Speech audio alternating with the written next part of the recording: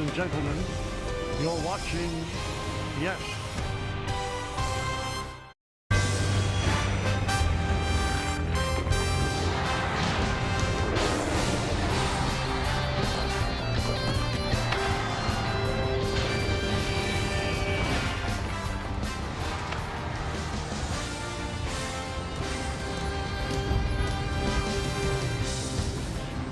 I don't have to say anything. That's where we are. And it is a beautiful early Monday evening here in Cleveland. And it is time for baseball as the Yes Network presents New York Yankees baseball. It's the New York Yankees against the Cleveland Guardians in game one of a three-game set from Progressive Field in Cleveland, Ohio. Hi, everybody, and welcome to Yankees baseball, along with John Flaherty. I'm Michael Kay. Well, the Guardians just took 3 straight against the Pirates, and the Yankees took 3 out of 4 against the Tampa Bay Rays. So let's take a look at the Home Depot pitching matchup, the getting it done pitching matchup. Gavin Williams, tall right-hander, is going to go for Cleveland, and for the Yankees, it's Clark Schmidt. And this is his second start of the year, first one off the IL. He pitched pretty well. He really did, Michael. He maybe struggled a little bit in the first inning, but then found his rhythm. We have to remind ourselves, Clark Schmidt missed a lot of time in spring training with a cranky shoulder, but he is back, and he looked like Clark Schmidt against the Kansas City Royals, getting some soft contact, getting some help from his defense. We know the knuckle curve is a big weapon for Clark Schmidt. Maybe get him up to about 80, 85 pitches tonight. Rotation started off a little shaky with a 5.40 ERA in the first 15 starts. That's last in baseball through April 13th. Since then, though, they're fifth with a 2.70 ERA, so things are looking up in that sense. Now, one thing that Clark Schmidt has to deal with is the leadoff batter for the Guardians. Stephen Kwan is probably the most underrated, terrific player in baseball. Yeah, he was an all-star last year, but you're right, he kind of flies under the radar here in Cleveland. And as a leadoff guy, he creates havoc. He puts the ball in play.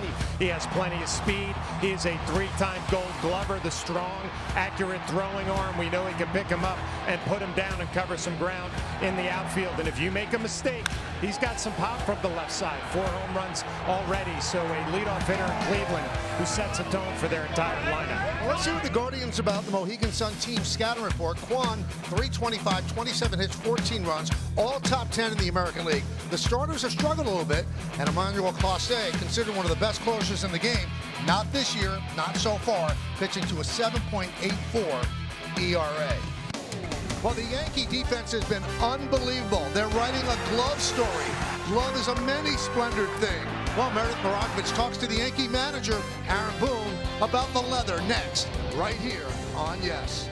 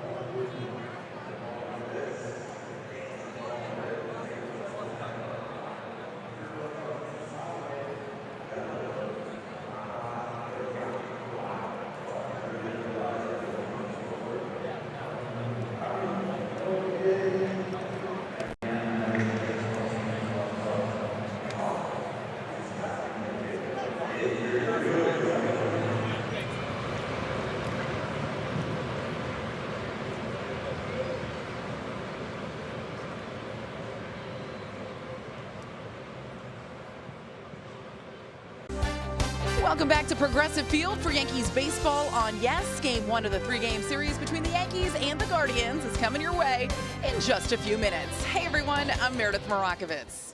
One of the areas of focus for this Yankees team coming into the season was improving their team defense. And to start the year, they've been pretty on point. We saw some dazzling plays throughout the course of that Tampa Bay series. Earlier, I caught up with Aaron Boone to ask him about his impression of the defense to start the year. I feel like we've been playing real clean and making a lot of impactful plays. Like you're seeing the range, you're seeing the athleticism, you're seeing some big time double plays being turned. So credit to these guys, they work really hard at it, and they're really good at playing their positions, and they've done it at a high level. And speaking of that team defense, they're going to be without Trent Grisham this series. He's been placed on the paternity list. He has played a phenomenal center field for the Yankees. So with no Grisham, it is going to be Pablo Reyes getting the nod in right field. Aaron Judge will DH for the second consecutive game. Plenty more to come here on the Yes Network. When we get back, Michael Kay will be joined by John Flaherty. First pitch coming your way after the break.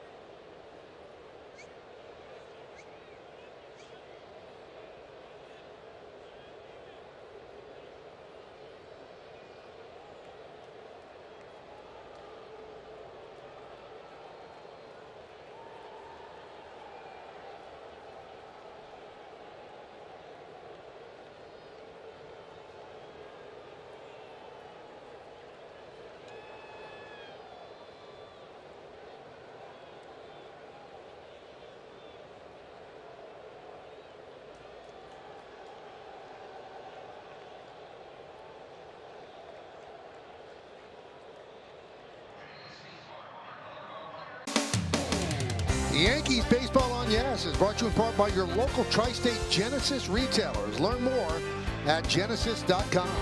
By Montefiore Einstein, the official hospital of the New York Yankees. And by Hyundai, with a brand new Hyundai, there's joy in every journey. I mean, how many broadcasts give you a little taste of snuffy Sternweiss, huh? Snuffy. Before we even get a pitch thrown. Frankie Crissetti there. We're ready. We are ready. These two teams have been hooking up forever. First it was the Indians, now it's the Guardians, and the Guardians have taken the field here at Progressive Field to begin a 3-game series. Here's the Yankees starting lineup. Austin Wells leads off. He'll catch. Aaron Judge DHs for the second straight game. Cody Bellinger in center. Paul Goldschmidt at first. Jazz Chisholm Jr. at second. Anthony Volpe bat 6, plays shortstop. Jason Dominguez in left. Pablo Reyes gets a start in right field. Oswaldo Cabrera at third base. The starting pitcher for the Yankees is Clark Schmidt. He's 1-1 in his career against the Guardians. Well, that lineup for the New York Yankees going to face the 6'6" right-hander Gavin Williams. Those are the numbers on the year. 4 starts, 4.58 ERA. Let's check out our Nissan pitcher scouting report on Williams. He's a big-time power pitcher, throws close to 97 miles an hour. That's 4th in the American League. And last year, he had a big 12-6 Uncle Charlie curveball that opponents only hit 155 against. And he's has some Yankee history. He started last year during the regular season, and then we remember in Game 4 in the ALCS, he was the opener in that game, gave up 3 runs in 2 1/3 innings. Let's check out the defense behind Gavin. You've got Quan, a 3-time Gold Glove winner in left. Angel Martinez in center, and Nolan Jones over right. He has a great arm. Infield, Ramirez, Rocchio, Arias, and Santana. He just won a Gold Glove.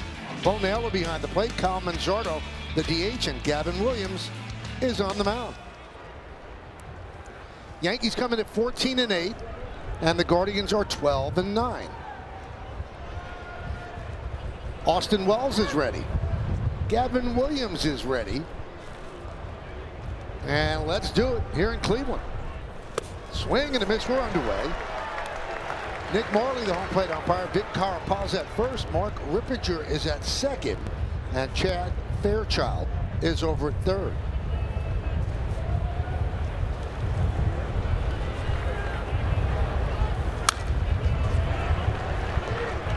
Did you know that Rippinger, John, last week had a perfect game behind the plate? Didn't miss one call. I did see that. Yeah. I didn't realize it was him.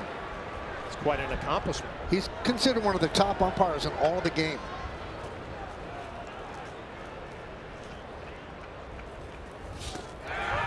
Check swing. Did he go?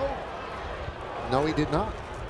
Well, there's that curveball that I was talking about from last year. And Gavin Williams dials it up to about 98 miles an hour and tries to get you to swing at that curveball down in the zone. He's also developed a sweeper this year to go along with those 2 pitches.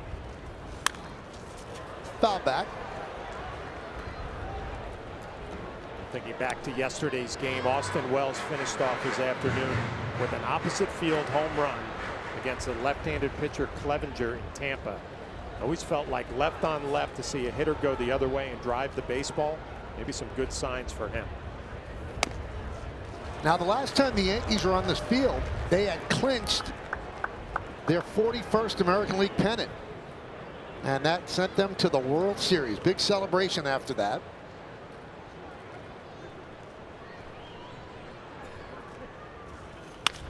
Ground ball. Rocchio cannot handle it, allowing Wells to reach.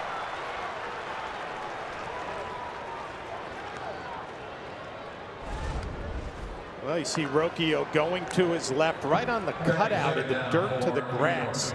Can't come up with a clean. Yankees have some action in the first.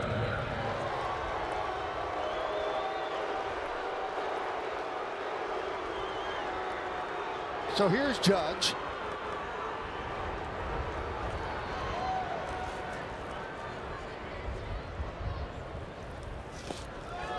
Had a much disputed long foul ball down the left field line at Steinbrenner Field.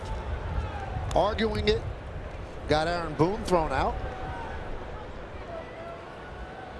And Aaron also came up with a pretty good solution. He said, I've always felt the guy who should call home runs down the line is the home plate umpire. He said the first base umpire and the third base umpire, they have to turn and find the ball in the air. He said the home plate umpire is just like the batter. A batter knows if it's a fair ball or not.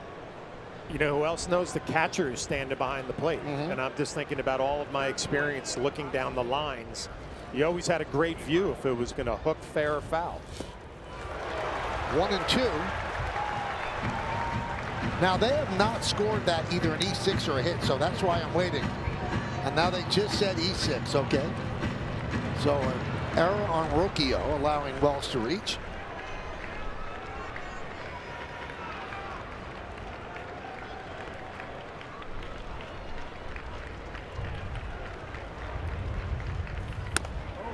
Just missed outside, 99 miles an hour.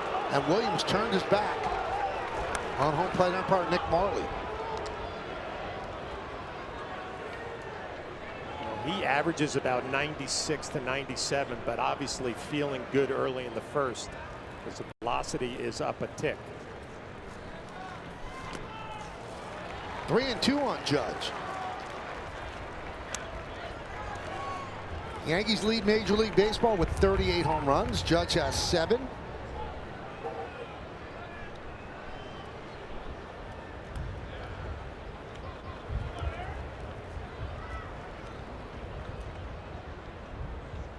And the 3-2.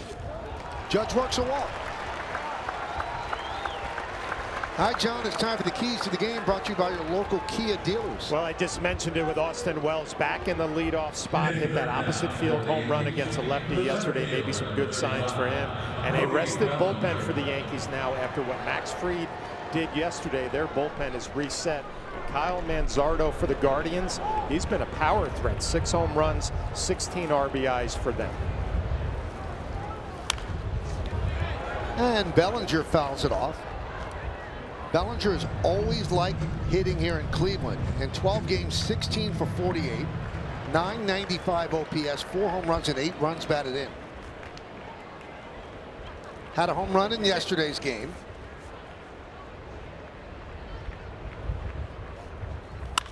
Fouled away. Let's see what Nick Marley, the home plate umpire, is all about. Pitcher friendly. He calls more outside strikes on righties, more inside strikes on lefties. Nick and his 9th big league season.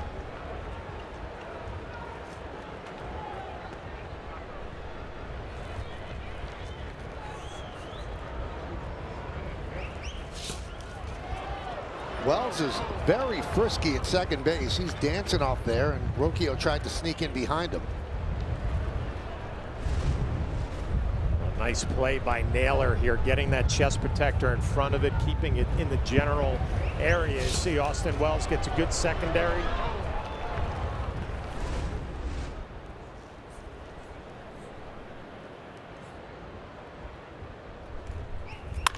Ground ball.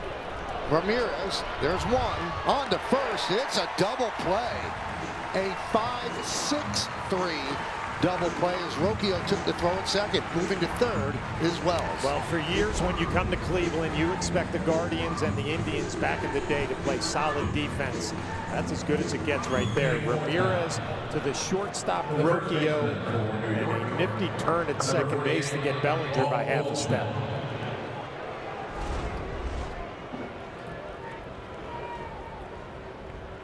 Here's Paul Goldschmidt.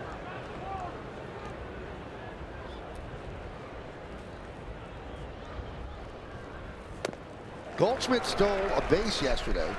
178th stolen base in his career. I mention that because that's the 6th most by a first baseman since 1920. The one who has the most, Rod Carew, at 353. Now, he went from second to first as his career advanced. But usually first basemen are not fleet of foot.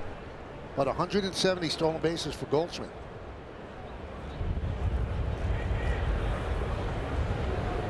Wells leads off third.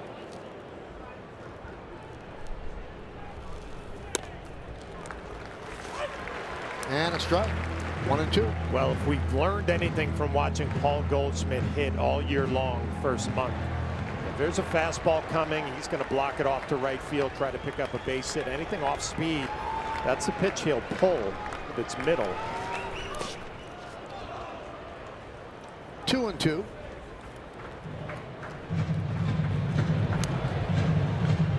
Great RBI guys, and Goldschmidt is one of those. They know how to hit with 2 strikes. They don't panic. They just try to let the ball travel, put it in play, take a base hit, pick up a 2-out RBI.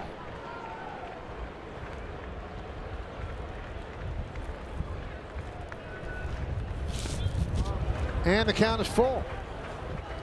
Game time weather presented by Bigelow, the official hot tea of the Yankees. A beautiful night, 68 degrees. Very slight chance of rain. Humidity 49%. The wind out of the west at 12 miles per hour. Thought that wind number would be a little elevated. It was windy today. Wind blowing out to right center. And the flags are kind of flapping. Yeah. But you know that Yes has a team of meteorologists, so we don't get that wrong. Well, I can tell you when I was on the Knuckleball Express landing at 10:30 this morning in Cleveland, it was windy, and it was more than 12 miles an hour.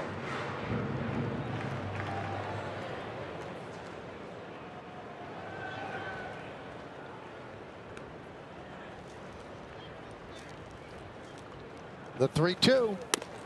And Goldschmidt works a walk. So they're making Williams throw pitches here in the first inning.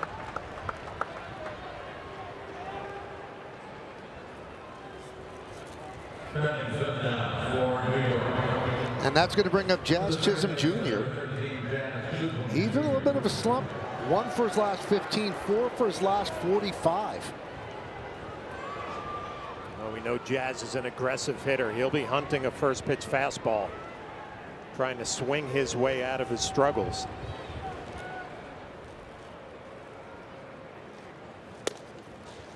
And a strike. Good fastball on Williams. And he also has a 7-foot landing spot, so it comes out even faster than 99 miles an hour.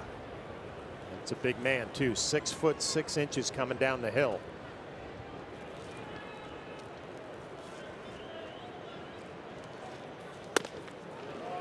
Ooh.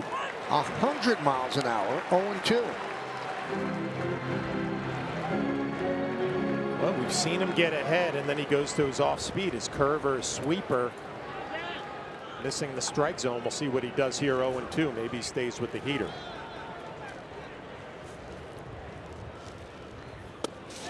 Strike 3. He looked at 3 straight fastballs to end the inning, and the Yankees strand 2.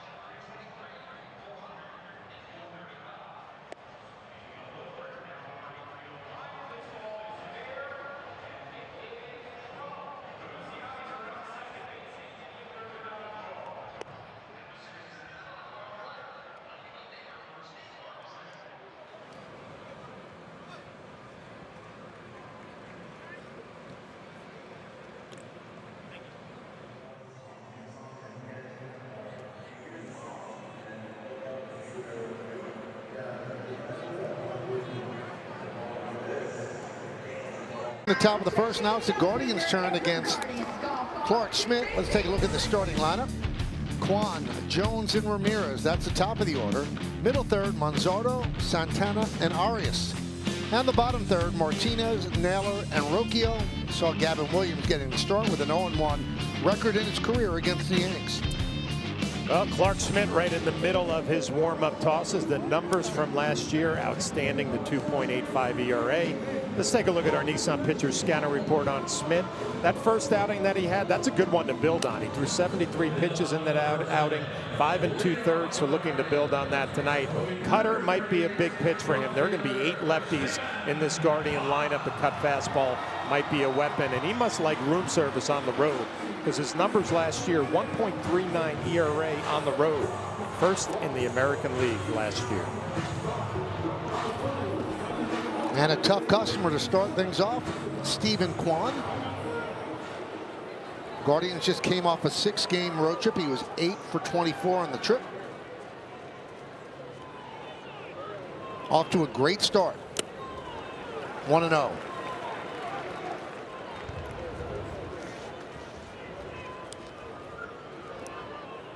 Last 10 games hitting .349 with 3 home runs.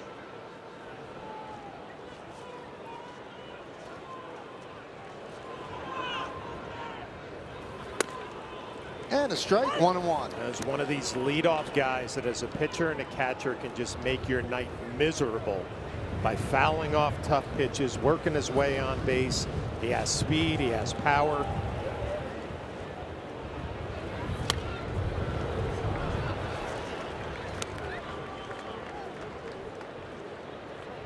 We mentioned the Guardians just swept 3 in Pittsburgh. They got off to a rough start, though, for the season. 3-6. They're 9-3 since then. And how about this for a journey to start the season?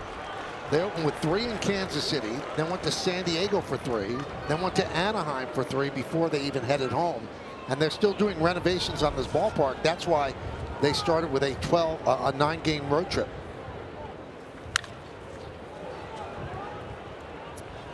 Let's look at the Yankees defensively. Dominguez, Bellinger, and Reyes. Grisham is on paternity leave. Infield, Cabrera, Volpe, Chisholm, and Goldschmidt. Wells behind the plate. Judge the DH Schmidt on the mound.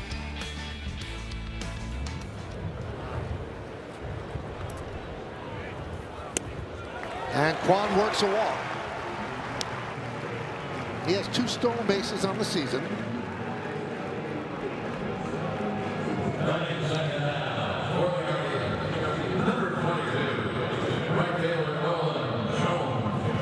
Here's Nolan Jones. He was traded from Colorado on March 22nd for Tyler Freeman, and he has been splitting time in right field with Jhonkensy Noel to start the year. And a strike.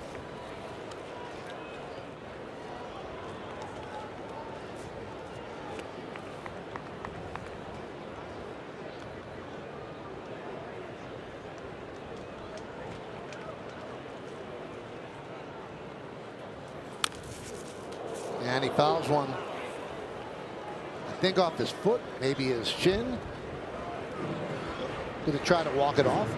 Mentioned in that scouting report, the cut fastball could be a big weapon tonight with all these lefties. It was a cutter, fouled it off his leg. Quickly jump ahead in the count.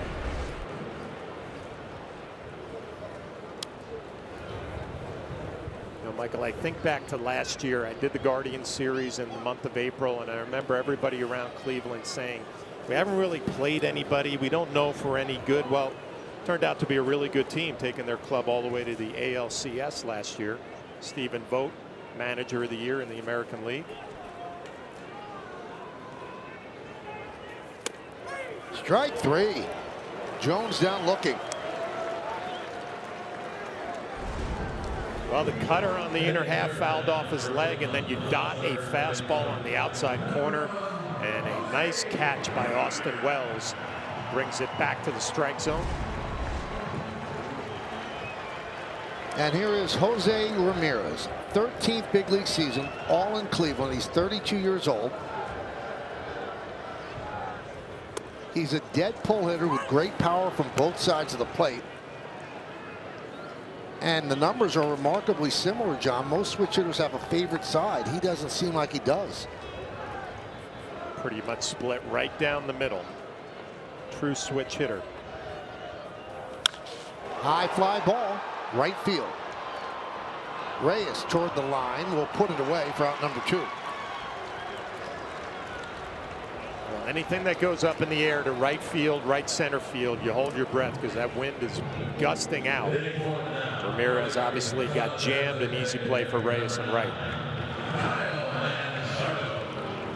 Now to bring up Kyle Manzardo, and Reyes is used to having a lot of gloves in his locker. He's played everywhere but catcher in his career.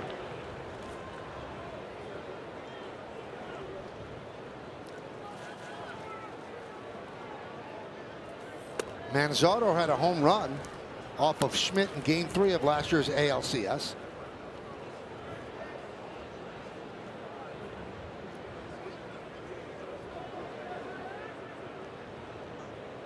Low average, but good power from Manzardo.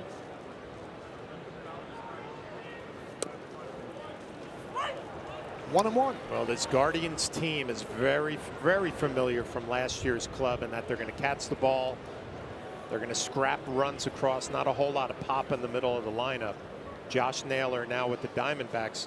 They're looking to Manzardo to give them some power in the middle. Yeah, if you look at the offensive numbers, they're kind of middle of the pack. Yep.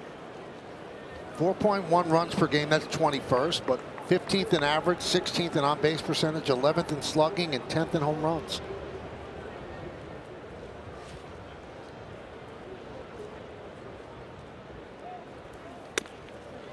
Three and one. Last year's club, their bullpen was one of the best in baseball, and this year they're a little slow getting out of the gate. Clase, their closer, is having a tough time.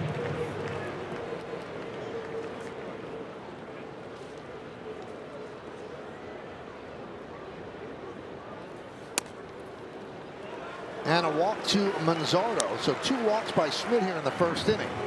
And that brings up Santana.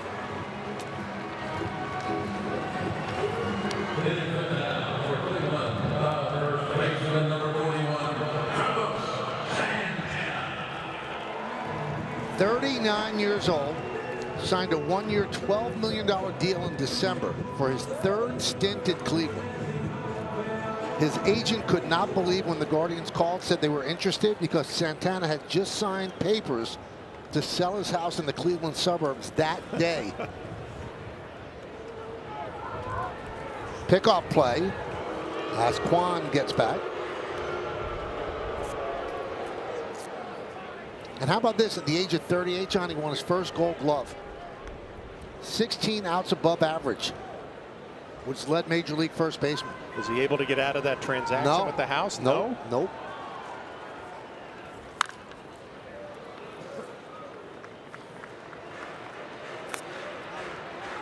And he had held on to the house for a long time. The last time he played in Cleveland was 2021. He rented out the house every year to somebody.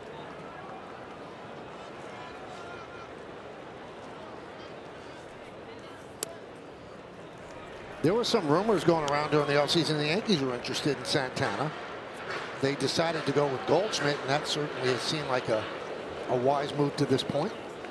You know what it tells you, too, that if an organization wants you back for the third time, not only are you productive on the field, you're productive in that clubhouse. Good influence in some of the younger players. It's been a pretty good addition right there. And he fits both of those categories.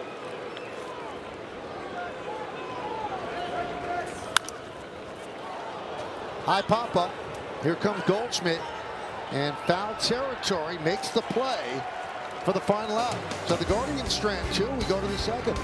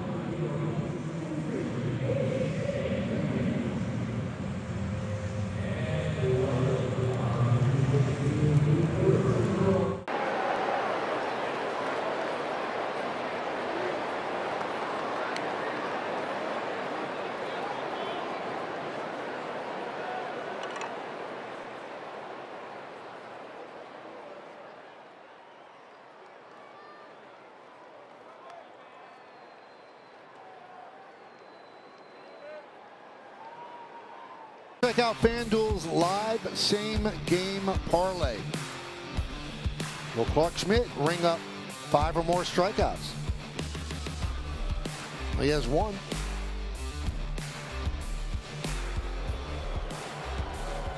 So they are renovating this ballpark, which is a beautiful ballpark, and the number we got, 202.5 million, which is quite specific. That one is tapped to Arias, and he will get Volpe.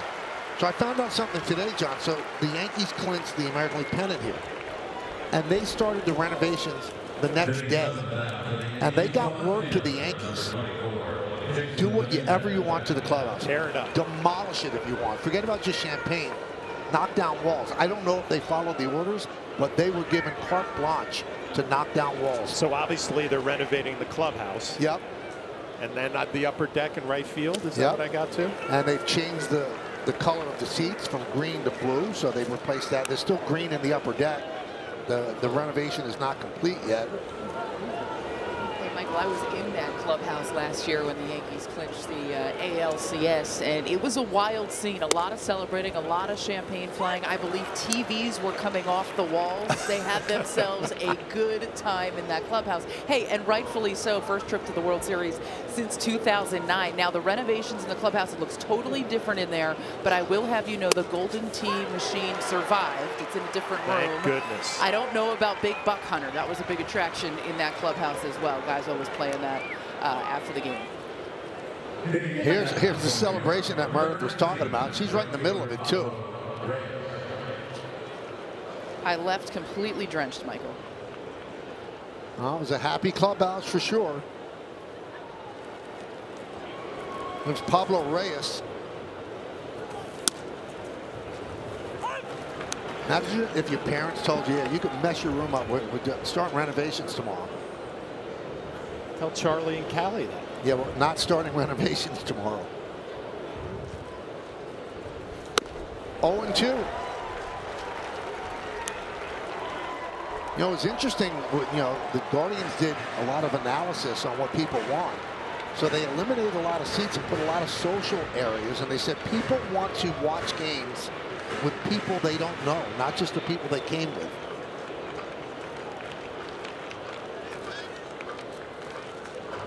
The 0-2.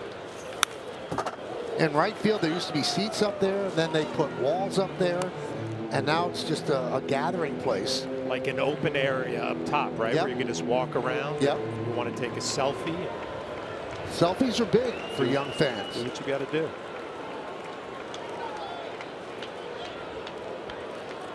Swing and a miss. Reyes down on strikes as the Yankees go down in order. 1, 2, 3.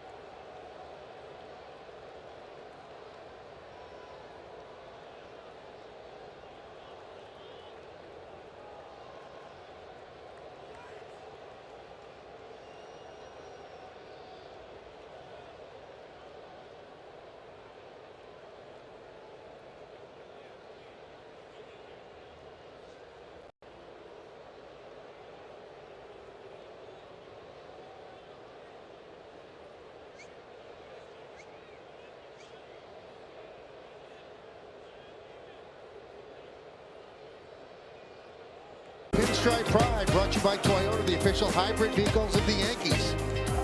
Tonight's picture is of the Burdick family. Traveled all the way from upstate New York to see the Yankees at Steinbrenner Field over the weekend. There are a lot of Yankee fans down there. I'm glad the Burdicks had a good time. Use the hashtag Toyota Pinstripe Pride. Mention yes in pictures you post to social media to reflect your love for the Bronx Bombers. We might spotlight you in a future game. Well, you got to give me your evaluation, Steinbrenner Field as the Rays' home field. You know what? It was great, obviously. You know, not that people care. I was talking to the Rays broadcasters. There's no background in day games, so it's hard to see the ball. But that's not a problem for fans. They seem like they had a blast, and the Yankees thought the accommodations on the visiting side were outstanding. Okay, good. Everything was there that they needed, and obviously the Rays are thrilled because they're dealing with a big league ballpark. Or at least a big league clubhouse.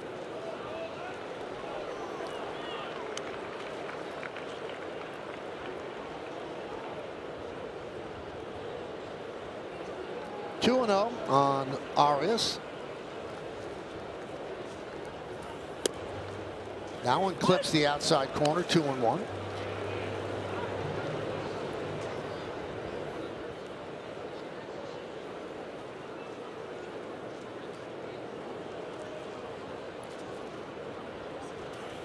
Swing and a miss. 2-2. Well, Clark Schmidt, his first start of the year, I thought the first inning he really kind of was a little sluggish, trying to find a rhythm, and then once he got through that first inning, he started cruising.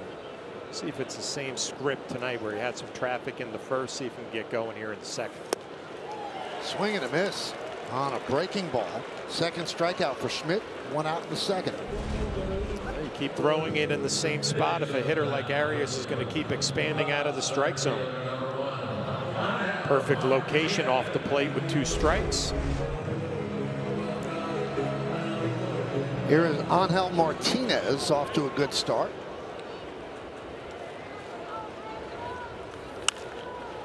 Getting some starts in center field, which he's doing today. Lane Thomas is struggling.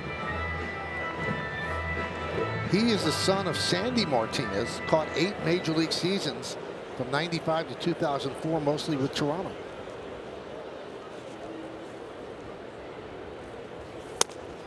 One and one.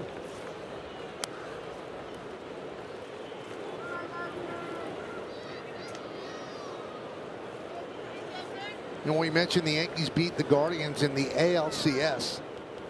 The Yankees and Cleveland have met in the postseason 7 times. The only other team the Yankees have hooked up with more in the postseason is the Dodgers. Obviously, all of those in the World Series.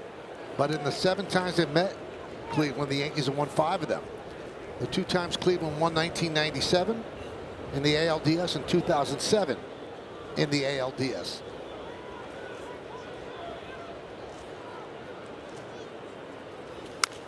Fouled away. As we just had a shot of manager Stephen Vogt in the dugout for Cleveland, I'm sure he's not disappointed that the big man, Giancarlo Stanton, is not activated. Stanton put on a show during that ALCS. Won the MVP of that series.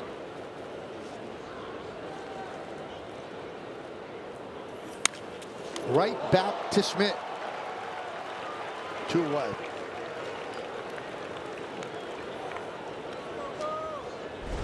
A bunch of off-speed pitches, cutters, sweepers, and then you cut one in right on the hands. Nice easy line drive right back to Clark Schmidt. 2 quick outs.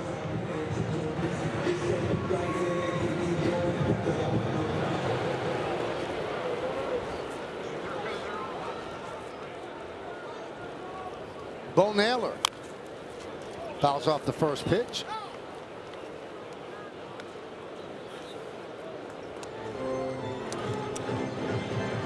Must be a little weird. His brother Josh traded to Arizona during the offseason. They were teammates for 3 seasons. And they've been brothers for longer. Longer than that. Guardians are going to miss that power of Josh Naylor in the middle of the lineup. They're kind of expecting Bo, his younger brother, to develop a little bit more in the power department. Good receiver behind the plate.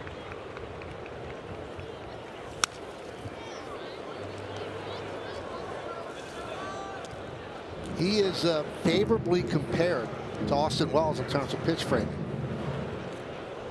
They are considered 2 of the best in the league at that. Not great at throwing out runners, though.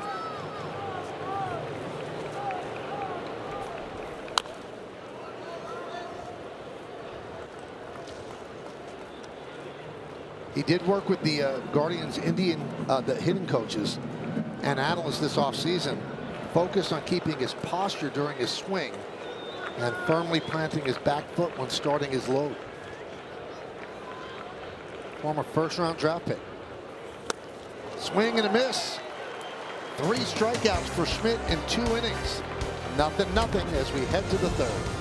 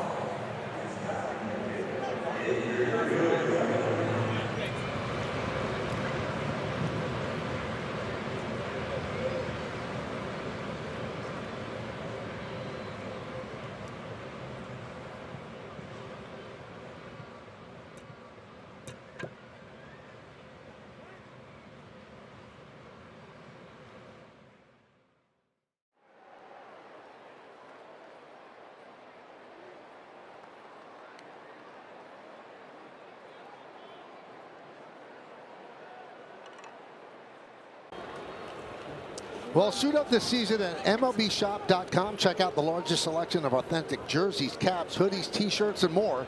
Visit MLBshop.com, the official source for your Yankees gear. There's our famous Bat Boy, visiting Bat Boy here in Cleveland. His name is Nate Rosenhaus. And now he's added a beard because of the Yankees rule now that you can have beards. He can let it go now. He's a rock and roll star, right? Yes, he is. And his dad is one of the radio play-by-play voices here in Cleveland, Jim Rosenhaus.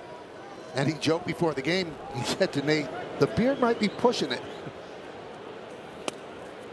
But the Yankee players really like him a lot, and they get along with him. Yeah, it's funny. You know that you're going to see Nate when you come to Cleveland. You go to Fenway Park, and there's an older bat boy or ball boy that's been there since I was playing for the Red Sox back in the day.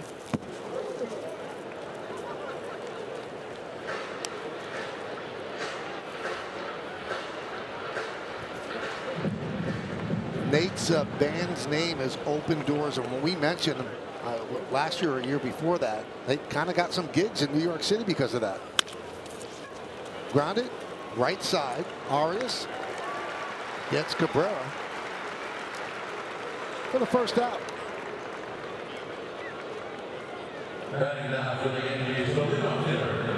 So one down. That brings up Austin Wells. He reached on an E6 in the first.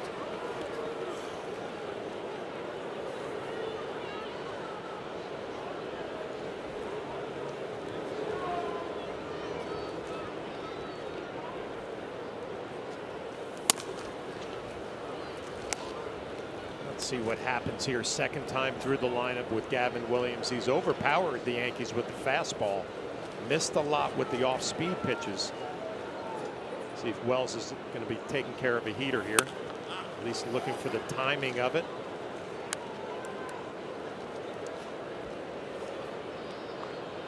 He lives about 40 minutes apart from his pitching coach, Carl Willis, in the offseason in North Carolina, and they meet for bullpen sessions. Former first-round draft pick out of East Carolina University. How about this, John? He pulled a Johnny Vandermeer in high school, pitched back-to-back no-hitters for Cape Fear High School. Imagine facing this guy in high school, 6'6", coming down the hill. Nice pick there on the short hop by Ramirez to get Wells. Take a look at his arsenal on StatCast 3D by Google Cloud. Well, I've already talked about that four-seam fastball that he pumps up in the upper 90s. He developed a sweeper this year. The curveball was the big off-speed pitch last year, and very occasionally will mix in a changeup.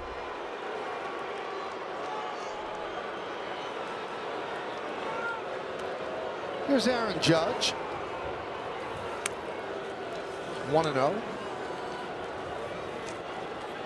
In the regular season against Cleveland last year, and you see the average fastball velocity who leaves behind.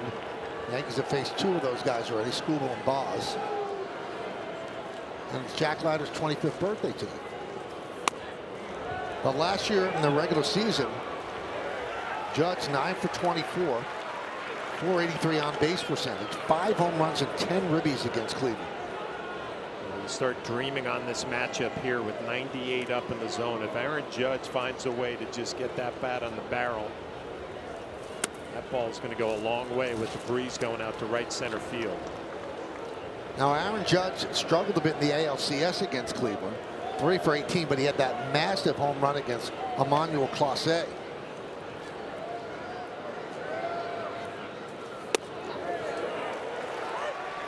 Drops a curveball in for a strike, 2-2. Well, you can drop that curveball for a strike on a fastball count. It just evens everything up. Williams, he can go high fastball. He can try to bounce a curveball.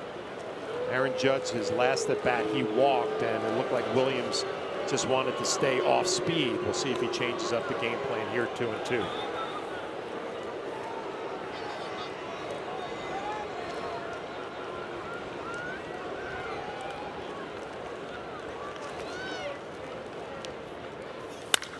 Allen is driven to left center field. On the run is Kwan. He's not going to get there. He'll play it off the wall. Judge going for 2. He's going to make it with a double. Boy, Aaron Judge just makes it look easy. This is not easy to do, to get on top of a fastball at about 98. And if you think back to the pitch he saw before, was a 2-1 curveball for a strike. So you got to be respecting the off speed, but he gets velocity up in the zone and no problem just splits the gap in left center field. This makes it look so easy. He's pretty good. Here's Cody Bellinger.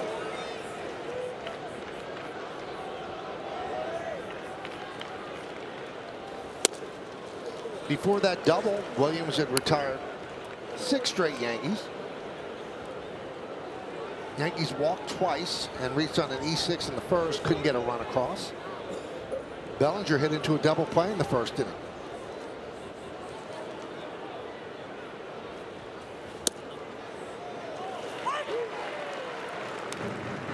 One and one.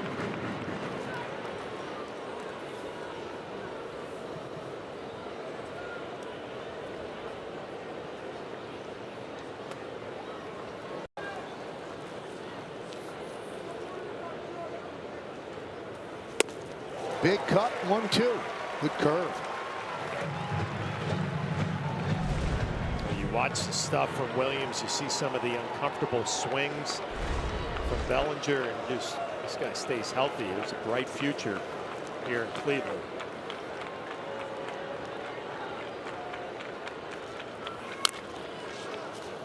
You know, Cleveland kind of surprised people today. They designated Tristan McKenzie for assignment. So if they can't make a trade, he's going to be free to go anywhere he wants. But he was just all over the place. They say he'd spike a ball, throw a ball to the backstop, then paint the corners. They just couldn't straighten him out. I mean, a great young pitcher, and then went through some injuries and just has not been the same since.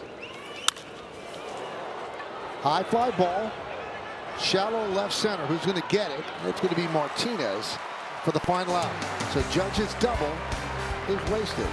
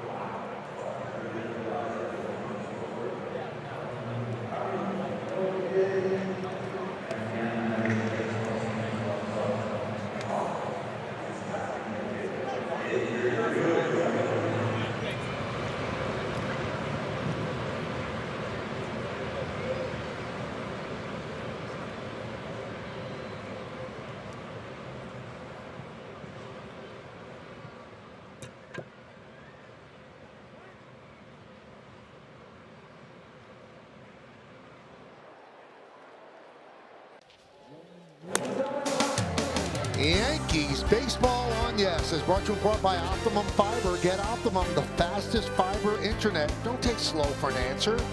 By your local Kia dealers. Visit kia.com to discover movement that inspires.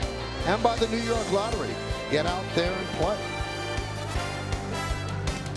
What a great night in Cleveland. Great night for a ball game. And everybody in town is happy. The Cavaliers beat the Heat in the first game of their playoff series. Game 2 will be Wednesday. And the Yankees and the Guardians have a 1 o'clock start on Wednesday. So you can do a doubleheader. Because the Cavs play right across the road here. Here's Rocchio. There's a strike. So, John, the hotel that we're in, the Heat are also there. Yes. And I think there's a Heat player next to my room. And so when I'm on the road, I do my radio show in the hotel room. And NBA players are notorious nappers. They nap like in the middle of the day. And I thought somebody was going to kick down my door, like Bam Adebayo, say stop.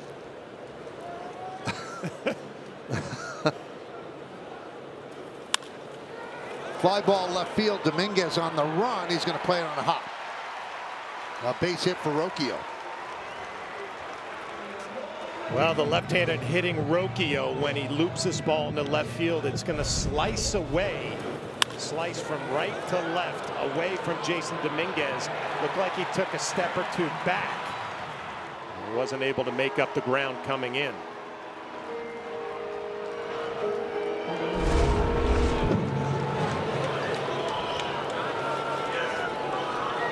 Here's Kwan. Rocchio at first.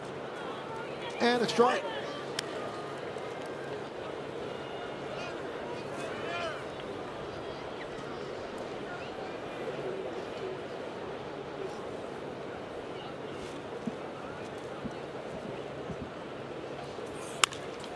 Skied the other way and out of play. Now, John, you know our producer Troy Benjamin, the best.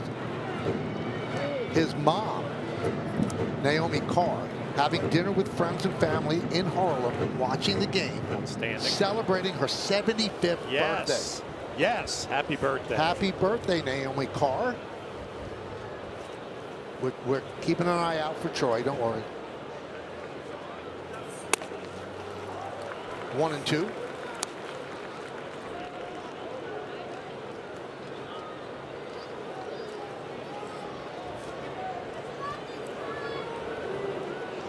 She's very proud of Troy. There's a lot to be proud of. Terrific guy, great producer. 2-2. Just thinking how nice it is to celebrate your 75th birthday. Beautiful dinner, watching the Yankee game. Are we going to make it to 75? I'm rooting, but I don't know. Was that next year for you? Feels like it. Feels like it. Into right center field, a long run. No one's going to get there. Bellinger will cut it off, fires in. Moving to third is Rocchio on a single for Kwan. First and third, nobody out. Boy, this is what Stephen Kwan does for the Guardians. I mean, he does battles, he gets deep into counts, and he just gets fisted and puts it in the perfect spot in right center field. Bellinger's not going to be able to make the play. Reyes in right, it just falls in no man's land. And Rocchio is going to get to third base easily, and this is what the Guardians do. They don't have a whole lot of pop, but they just kind of put the ball in play, run the bases well. We're all set up here in the third.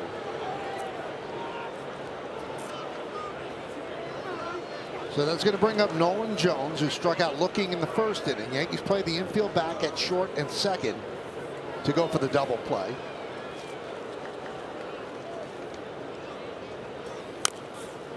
Oh, 0-1. One thing Nolan Jones has shown Clark Schmidt, he's up there swinging the bat. You don't have to throw him a strike. Pitch off the corners, in and down and away. Take your chances.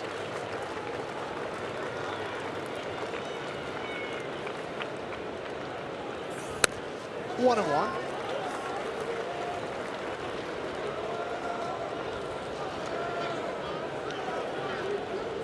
So the Guardians had two runners on in the first. They got Santana to ground out. Now two runners on the corners, but nobody out.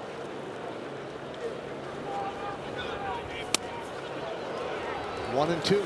This would be a big strikeout, because then you could dream about getting out of it without allowing a run.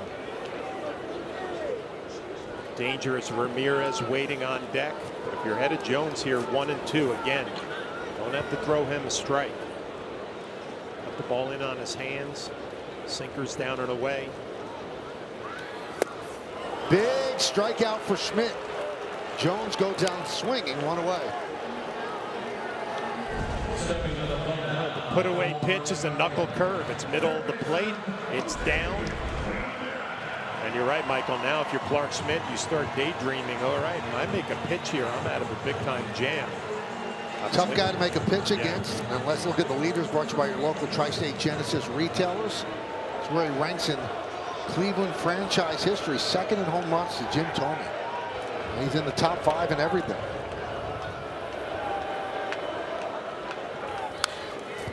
Oh, 0-1. What makes Ramirez so dangerous is that you can try to pitch around him in certain spots, but he's a great bat ball hitter. What do I mean by that? You throw one down at his shoes, he'll be able to clear it in the right field corner. He's just such a dangerous hitter.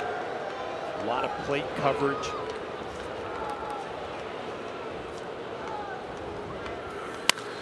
High drive into right field.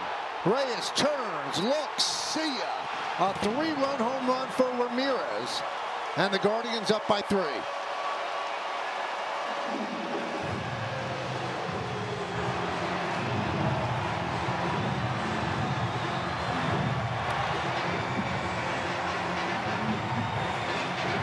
Well, he's been doing it a long time here in Cleveland, Jose Ramirez.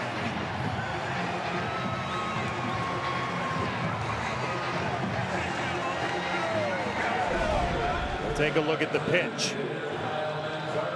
It's off the plate, down and in, an awkward swing. With a little breeze going out to right field. The only question mark, did he hook it? Nope, kept it straight. 3-run jack. Manzardo hits a high fly ball right field. Reyes back on the track, at the wall, gone. 4-0 Guardians.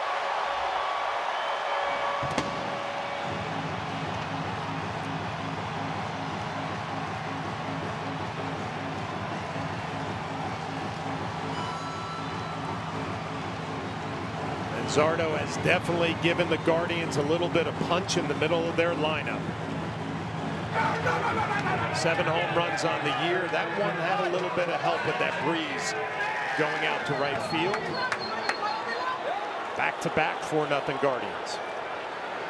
Here is Santana.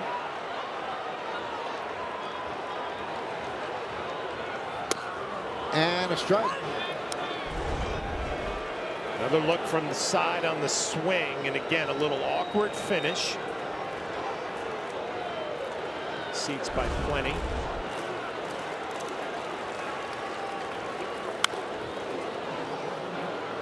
And then Manzardo coming up after him. First pitch ambush. Look for a heater, and he got it. The only question, did it have enough? Well, you can see the wind just helping it just enough.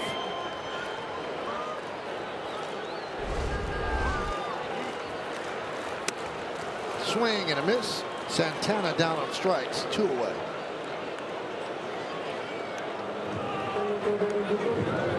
Stepping in now for Cleveland, number 13, Gabriel Arias.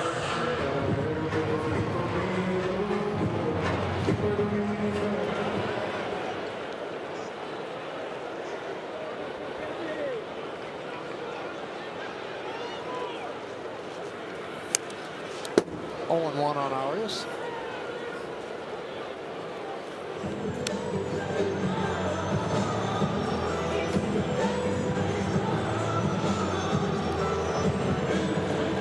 So Schmidt, some 3rd inning trouble, and just like that, Cleveland leads 4-0.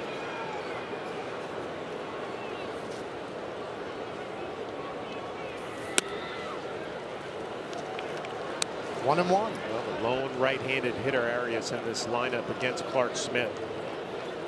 Schmidt exposed that weakness with some cutters, sweepers down and away.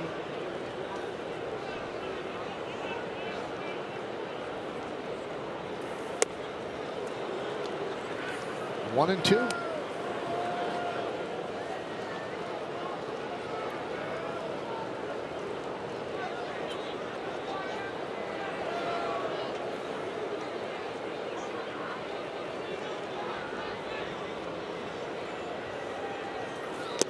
Did he go? Yes, he did. So Arias strikes out, 3 strikeouts in the inning for Schmidt, but 4 runs for the Guardians.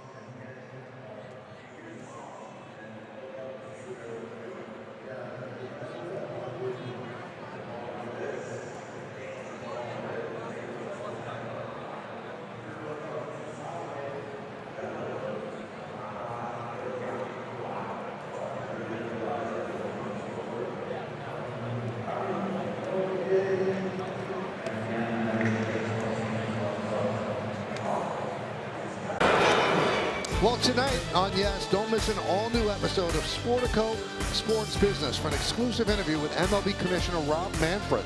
Catch the new episode presented by Genius Sports immediately following the postgame on Yes and the Gotham Sports app. Here is Paul Goldschmidt. Tri-State Cadillac scoreboard. Cleveland leads 4-0.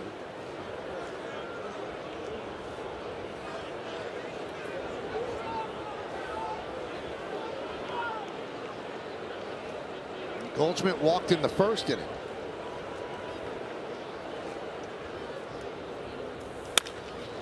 And that is caught on a short hop by Rocchio, but no play, so it'll be a base hit for Goldschmidt.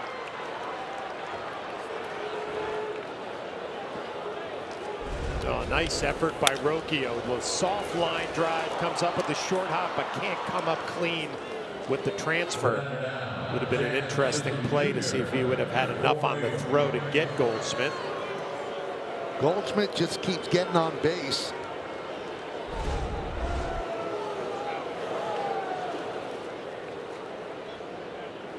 Here's Jazz. So Mike Lupica wrote a column on MLB.com, and he spoke to the Cardinals' longtime GM John Mozeliak about Goldschmidt. And it was interesting what Mozeliak said.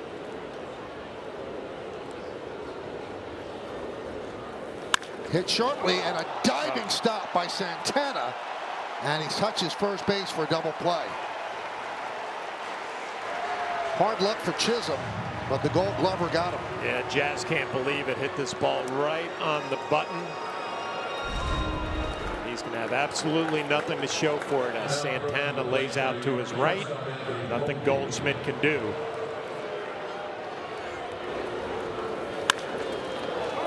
Quick reaction to the backhand side. Here's Volpe. Anyway, Mozeliak said Goldschmidt perhaps was an even better person than a player. Great husband and a father, generous with his time, dollars to help people. Great guy to have a drink with, as there are no topics he won't discuss, even if baseball is his favorite. So Jazz has been struggling so much. This is his reaction. He is really struggling. One for his last 17, and you can't hit him any better than that right there.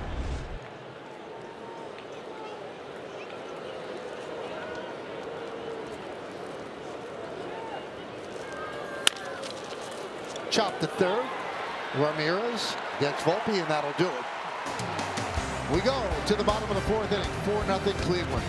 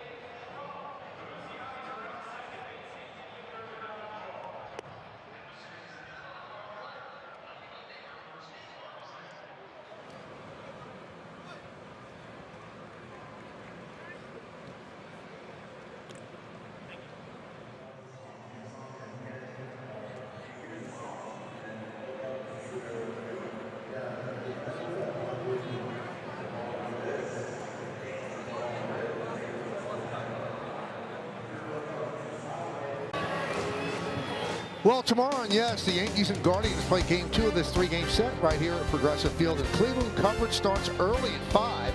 with Audi batting practice in the pregame, with first pitch scheduled for shortly after 6 on Yes and the Gotham Sports app. It'll be Will Warren against Hannah Beebe.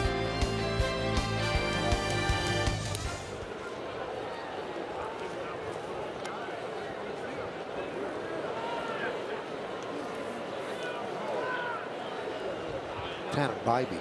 Tanner Bybee tomorrow. Bybee, yes.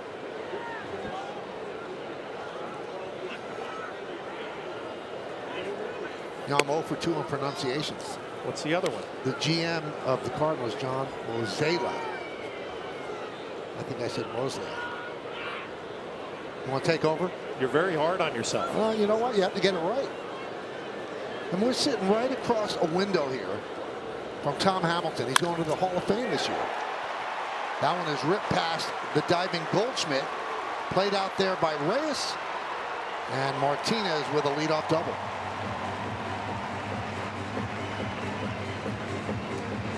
Well, a young hitter, Martinez. The Yankees have not seen a whole lot of him, but any left-hander, usually they like the ball down. They like the ball down and in. Martinez rifles this just past a diving Paul Goldschmidt. Great play by the ball person, getting out of the way, grabbing the stool, jumping up on the ledge. Outstanding athletic ability there. Wow, beards are big in Cleveland. And long hair. I'm moving here. Here's Bo Naylor. Rip foul. Well, let's get back to Tom Hamilton, the future Hall of Famer. So happy for him. He's one of the nicest people in baseball. We actually said when he comes in here to talk to you, you feel bad about yourself. Yeah. He's the nicest man in the world. He really is. And we're not. We are not even close. I know he's a little nervous about a speech that he has to give at the induction, but he'll be fine. He'll nail that. There he is. There he is. Congratulations, Tom. What a good guy. Yep.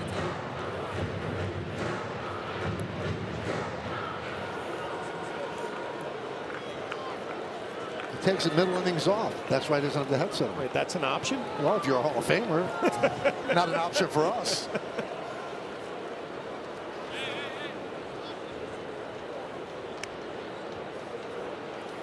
When I did radio with John Sterling, like the innings I was doing play-by-play, he would wander. And the guy who takes over is Nate's dad, Jim Rosenhaus. Nate's going to listen to him right now.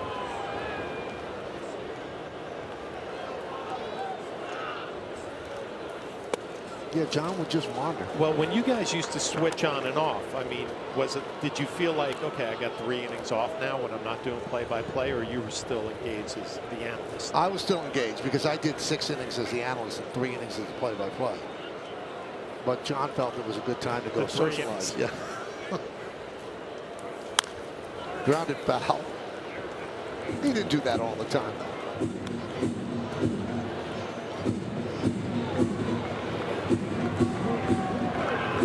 Have you talked to John Sterling? Yes, several How's he times. doing? He's doing great. He's doing great. Enjoying retirement? He seems like he is. He watches all the games, doesn't listen, turns the sound off, which is smart. Kind of a kick in the pants, but. Chop toward third, backhanded by Cabrera, the long throw, got him. Heading to third now is Martinez, and he'll make it.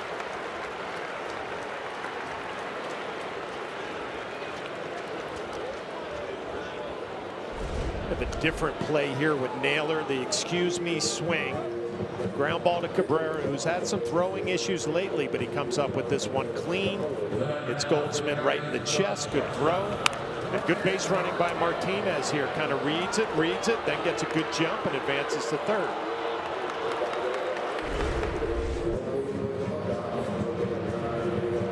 So the Yankees bring the infield in. They're already down by 4. Here is Rocchio. Dunked a single left in the third inning.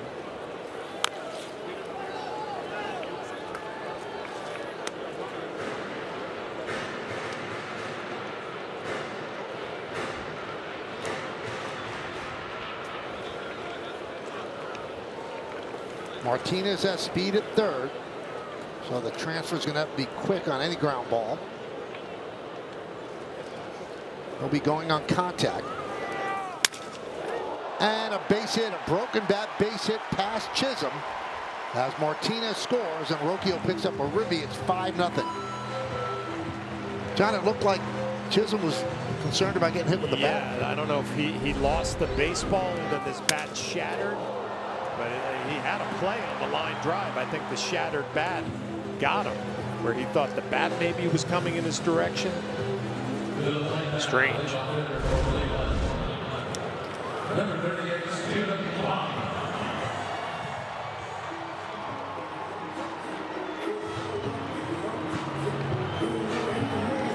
So here's Kwan. He walked and singled. Also scored a run.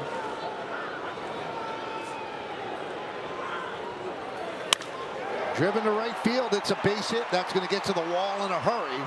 Rocchio heads to third. Kwan hustles to second. Gets himself a double. Second and third. One man out. Now the Guardians adding on now. Aggressive up at the plate is Stephen Kwan. Middle in, hunting it, and got it. Did not miss it. Drills that ball to right field. Only question, Rocchio, did he have a chance to score on this?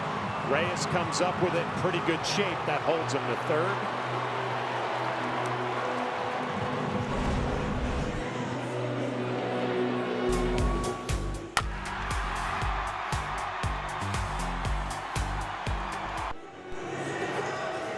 So Matt Blake tries to settle down Clark Schmidt, giving up 7 hits, 1 out into the 4th inning.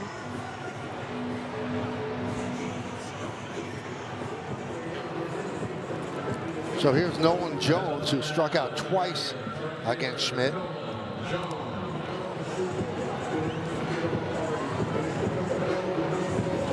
And on deck is Ramirez.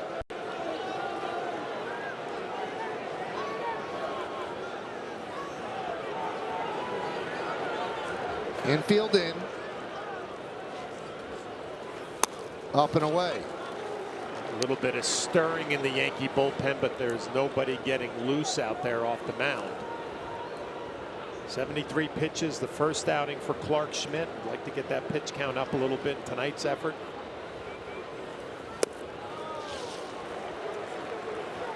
And a dangerous pitch coming right here. Jose Ramirez waiting on deck. Already has his 3-run home run. Jones ahead in the count, 2-0.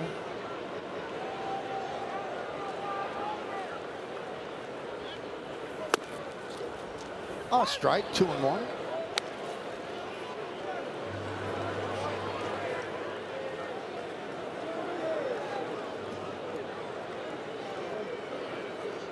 Good speed on the bases for the Guardians.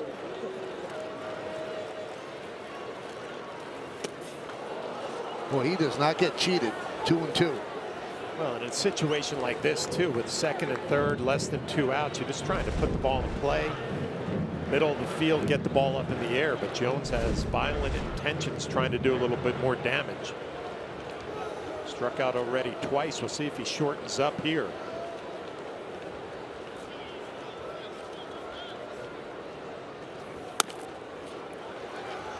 Three and 2. Want to come right at him because Ramirez on deck.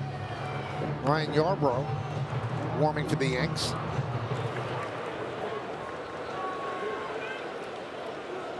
Yankees have used their bullpen a lot of late.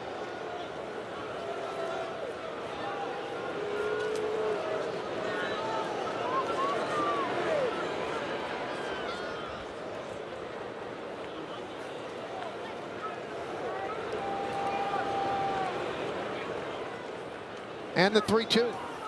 He walked him. And now you have to deal with Ramirez. Let's take a look at the bullpen budget brought to you by Citizens. Make sense of your money. A lot of usage on Saturday. They only had to use Cruz yesterday because Max Fried gave them 8. But look at all those blue squares. That's a bullpen that has been used a lot to pick up wins. You have to do it if the starters aren't giving you length.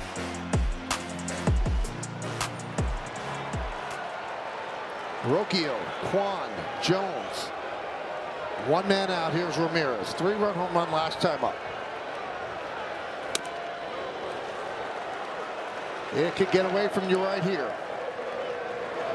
I would assume that Clark Schmidt and Austin Wells behind the plate would like to stay away from Ramirez. He's already shown he can pull that cutter on the inner half. Go soft, go down and away. Popped up shallow left center. Bellinger makes the catch.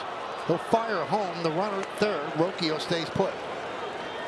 Big out. Big out, big pitch by Clark Schmidt.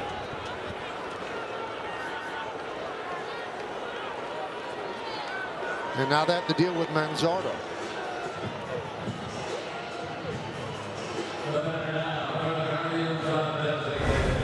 Take a look back to the third inning after the Ramirez home run. Manzardo, first pitch fastball, and he got it.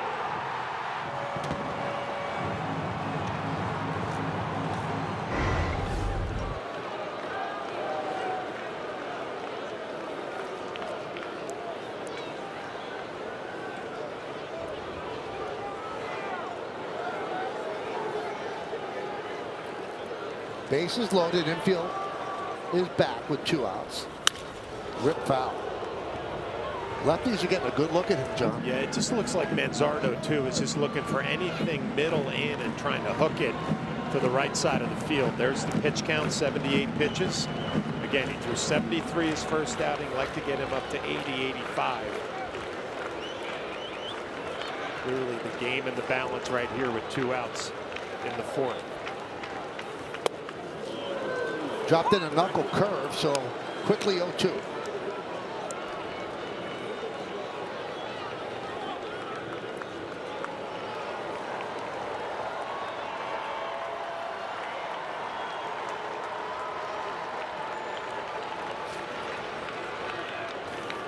Strike 3. Manzardo down looking. Guardians get a run, but they leave the bases loaded. It's 5-0 as we head to the 5th.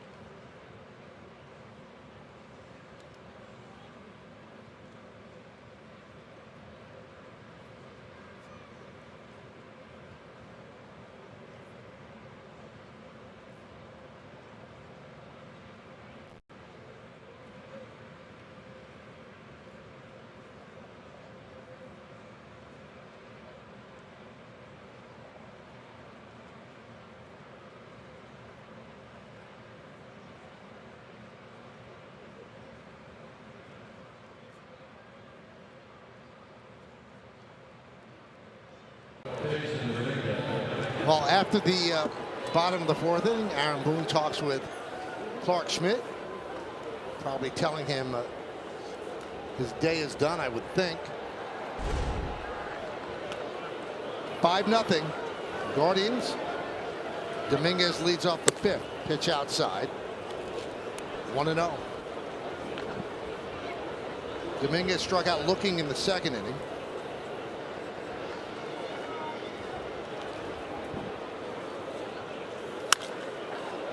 Popped up. Ramirez on the run toward the stands and runs out of room. A long way to go in this one. And one thing the Yankees have shown us early this year, they have the ability to come back and win some games. I think 6 come from behind wins this year. As Gomez getting his aren't loose in the Yankee bullpen.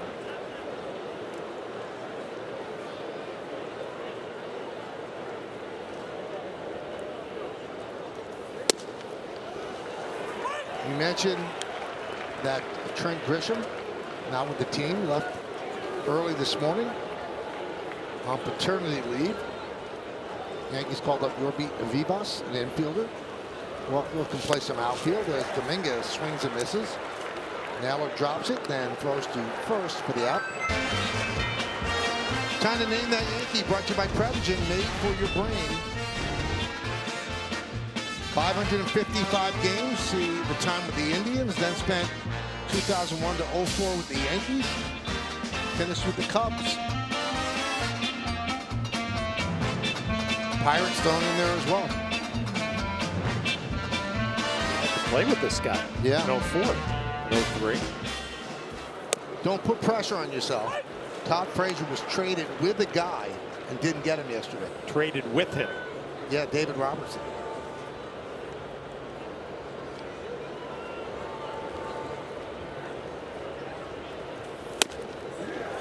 Reyes swings and misses.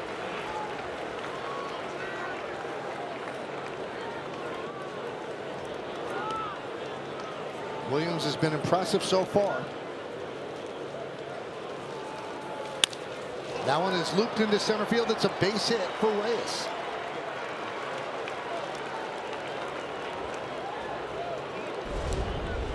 Oh, nice job by Reyes, just staying in there on that curveball and digging it right out of the bottom of the strike zone, lining it right back up the middle.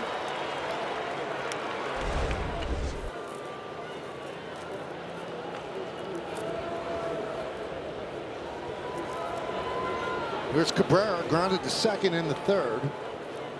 The Reyes single, the Yankees' third hit.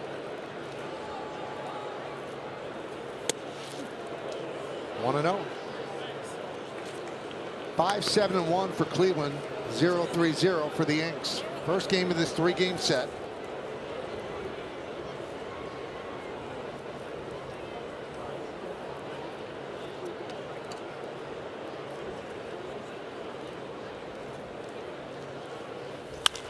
Another base hit. Cutting over is Kwan. Big turn by Reyes. They throw behind him, and he just gets back. Heads up throw there by Kwan, but Reyes retraces his steps and gets back. Well, a nice job by the bottom of the order here, trying to create some traffic. Cabrera just stays on that heater, drives it the other way. Down by 5. You got to make sure you're running the bases smartly. Now you give it to the top of the lineup with a couple of runners on, trying to fight your way back into this one.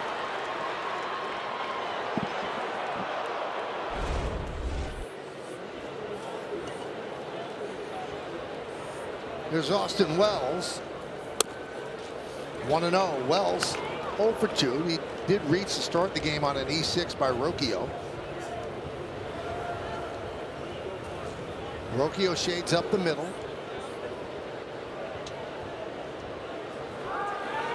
Tries to sneak in behind Reyes.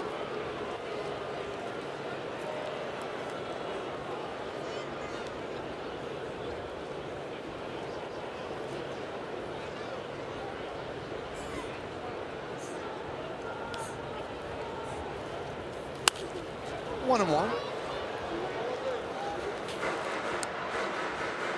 Good fastball.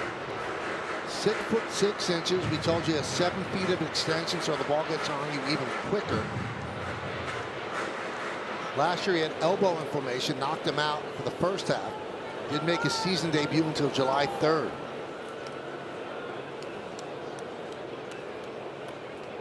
The 1-1. 2-1. On deck is Judge.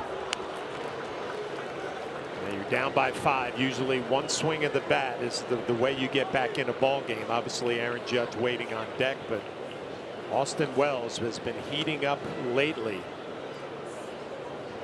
and has some history with Williams. Big cut and a good cutter. Where'd that come from? I'm sure Austin Wells is stepping out of the batter's box saying, wait a second, I didn't remember a cutter in the scouting report.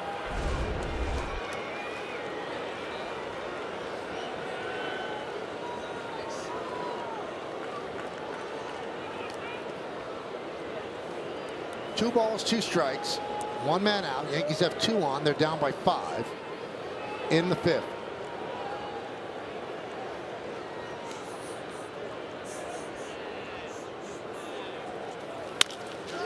Let's see if they turn 2. There's 1 on to first. Got him. Turn quickly, 4-6-3 as Williams gets out of trouble. See the Yankees challenge. And this is what they're watching to decide. They are not challenging. Inning-ending double play. We're halfway through.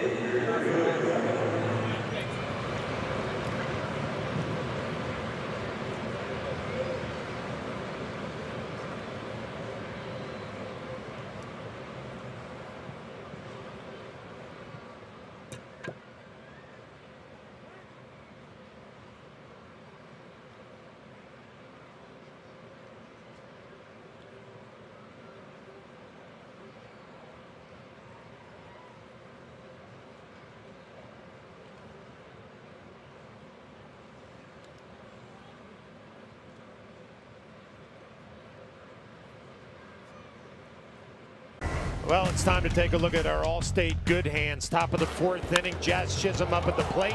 There's the veteran first baseman, Carlos Santana. Quick reactions going to his right. Double play completed. Your good hands replay by All-State. There's the veteran switch hitting first baseman for the Guardians. As the Yankees have a new pitcher in the game, Yoendris Gomez. Will be a 6-game 1-1 record, 2.57 ERA.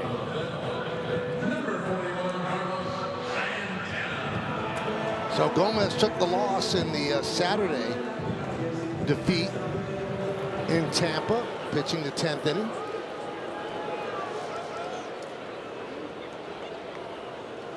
Gave up a home run to Aranda.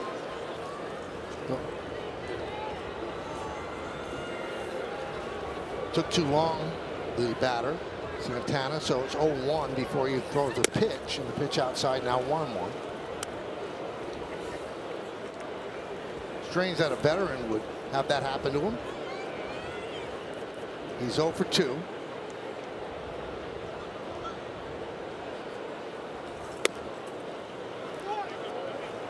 Two and 1. Santana going with the pants that are hiked up well above the knee. That's an interesting look.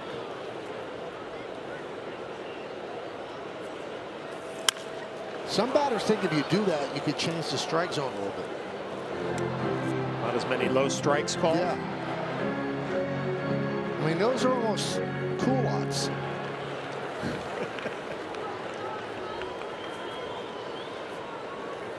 That's above the knee. 2-2. 3-2.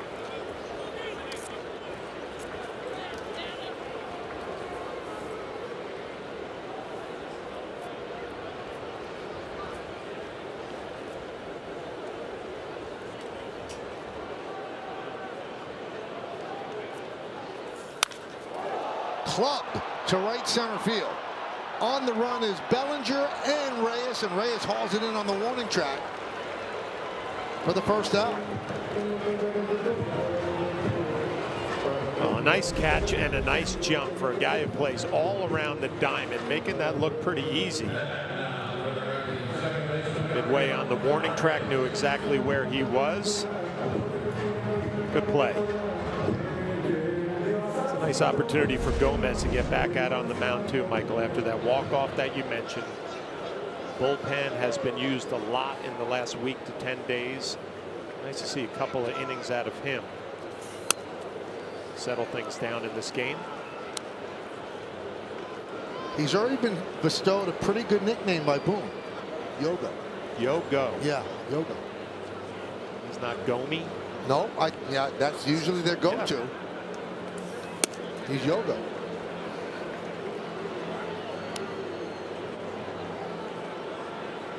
One and one on Arias, who struck out twice, both of those obviously against Schmidt.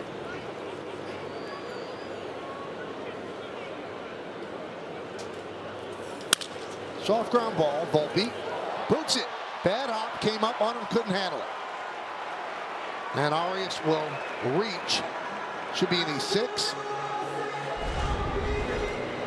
Take a look, though. This is a bad hop right there. Just takes off. Volpe was in perfect position. Bad hop. It is an E6.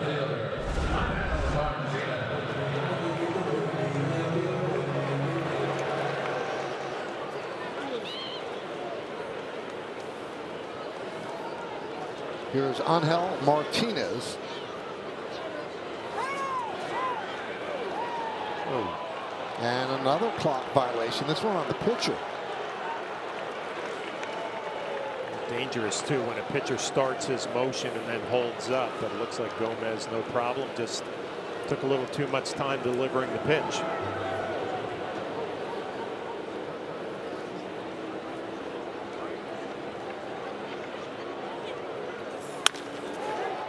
Hit into left center field.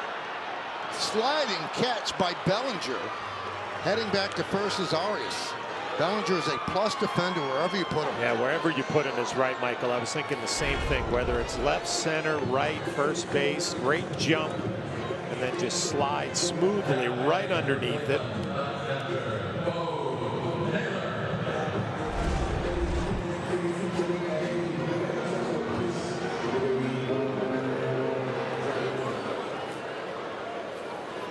There's Bo Naylor.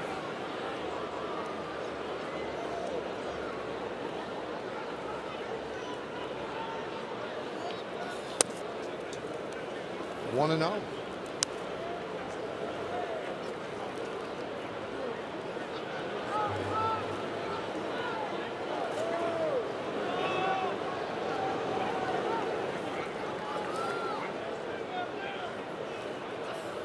Now, Bo is not his actual name. His given name is Noah. But Josh, his brother, couldn't pronounce it. Called him Bo. And it stuck.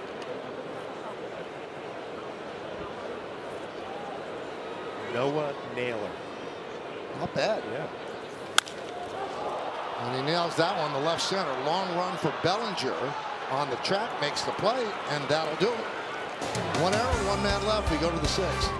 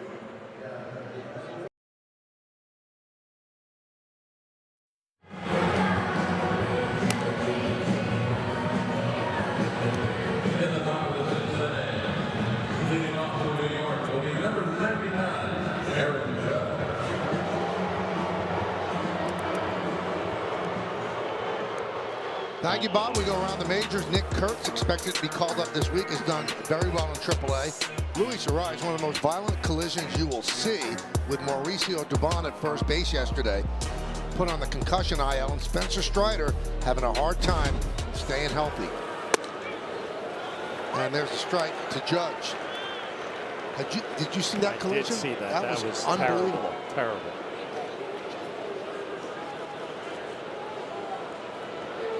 Did not know about that Spencer Strider straining a hamstring. We got some issues going on in Atlanta. Yep. Also a little internal strike because Jared Kelnick hit a ball that he thought was a home run and stood and admired it. And then when he saw it didn't go out, he tried to go for two and got thrown out. The manager, Brian Snitker, didn't take him out of the game. As Judge down on strikes. And Ronald Acuna Jr., who's on the IL, said if it was me, and when I did it, I got taken out. That was, I think, in 2019. Then Snitker kind of made it worse. He said, different situation. Also, I didn't see Kelnick until after the game. Wouldn't you think a coach would have mentioned something to him? You would think. If he didn't see it. That's the last thing you need is a little in the clubhouse controversy. Team has gotten off to a slow start.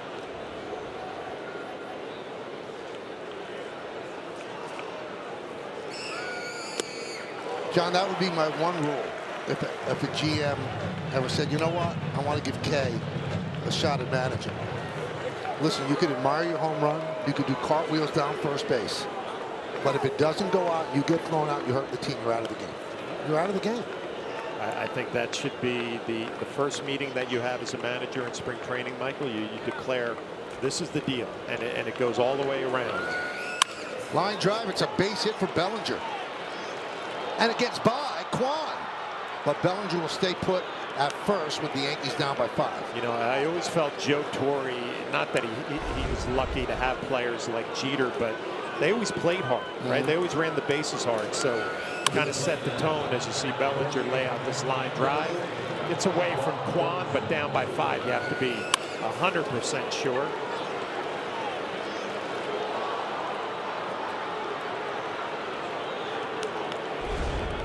So here's Goldschmidt.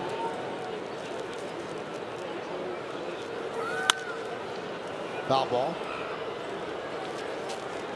But we see it happen all the time. People admire home runs that aren't home runs.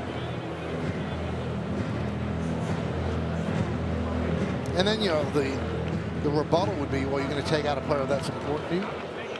You might lose the game because of that. Yeah, but you might win games down the line. Yeah, you send a message that it's 26 guys on a club and everybody's expected to go about the business the same way. Never forget Joe Torre when Alex Rodriguez was a New York Yankee, and there was something like he didn't run out a ground ball or didn't bust it down the line, but he ended up being safe on first base and ended up scoring. And as he came into the dugout, Joe Torre very stealthily gave him like a fist pump, you know, congratulations on scoring, right, and just looked right at him and said, don't ever let me see that happen again. But the way he did it, nobody, if you're watching on TV, you wouldn't have any idea. Wow. If you were a fan, you wouldn't have any idea. And he got his message across to a star player in a way that he didn't have to embarrass him. Just said, don't ever let me see that happen again. And Alex kind of acknowledged and walked away, and it never happened again.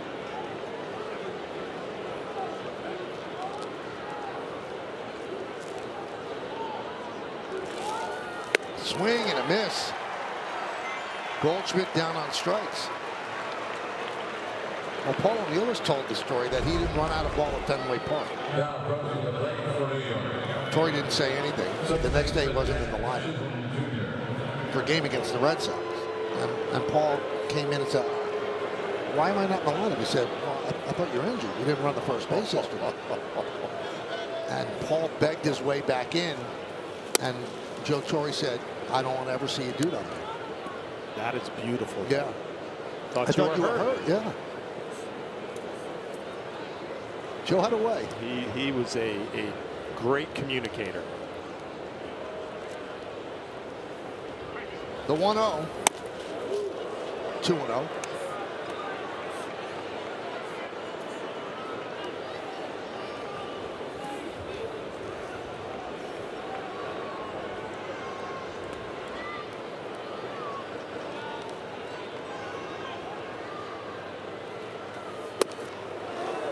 Oh, strike.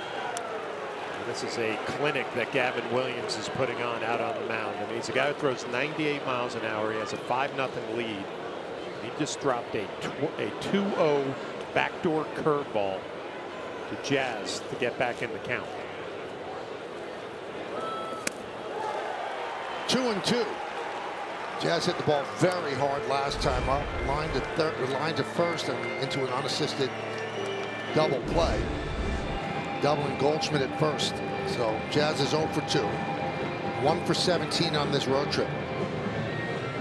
Sure, Jazz getting in the box here saying, all right, what's coming now? I saw a 2-0 curveball for a strike, a 2-1 curveball for a swing and miss strike. I know he throws 98. An easy situation to be in. Swing and a miss. Got the fastball. 3 strikeouts in the inning for Gavin Williams.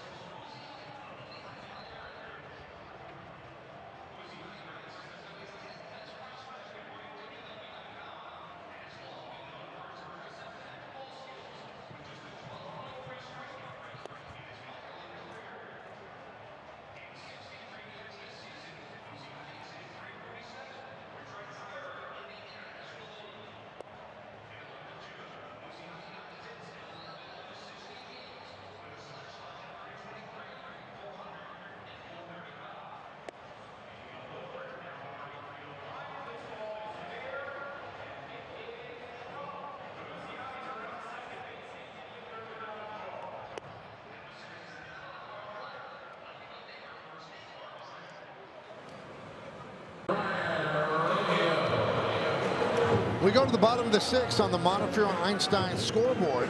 Cleveland 5, Yankees nothing. We have an official scorer making a change. Arias' ground ball that was initially scored at E6 on Volpe has now been changed to a hit. So we're getting used to this. Yeah, a lot of that going around.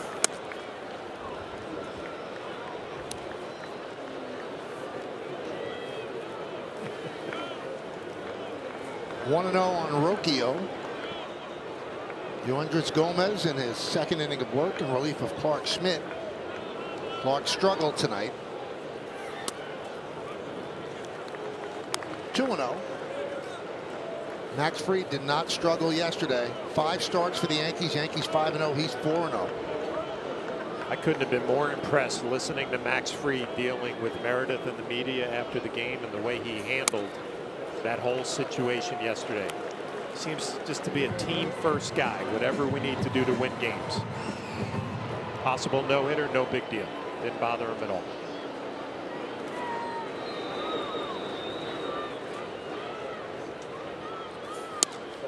There's a strike. Now the funny part about that, he took the mound for the bottom of the 8th inning. There was no announcement. They shot a 1 in the hit column in left center field, which was not very large. He didn't know. So when he gave up the hit, he thought he had lost a no-hitter, but he already had. Yeah, I was working in the studio yesterday with Bob, and we were both saying, I wonder if the manager knew. I wonder if Austin Wells knew. Max Fried, nobody knew. I think the crowd was kind of in the dark. Yeah. I mean, except for those that looked up at the board. I mean, did you know it yesterday when it happened? Or yeah, they announced it in the press box. Okay. Again, another look at the play. And I think everybody agreed right off the bat this should have been an infield hit. But it took a couple of innings to get changed. The timing was interesting.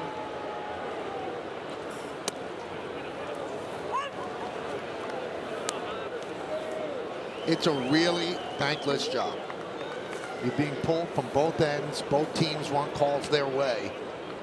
And really the only thing that you take issue with it is that it took about 2 innings to do it. Ground ball, Volpe. There's one. On the first, not in time. Well, Quan runs too well, but also the throw from Volpe to Jazz Chisholm at second was off the mark just a little bit. It would have had to have been perfect execution all the way around. You see the throw behind Jazz. Makes up for it just a little late. Quan can get down the line.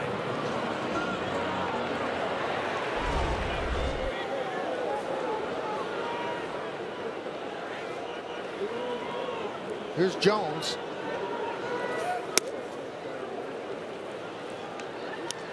One and 0. Jones 0 for 2 with a walk. Struck out twice.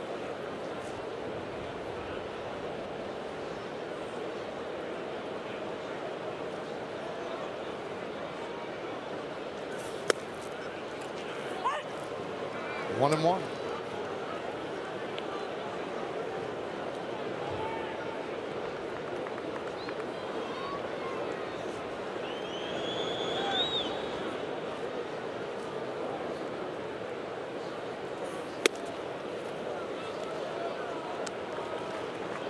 Two and 1.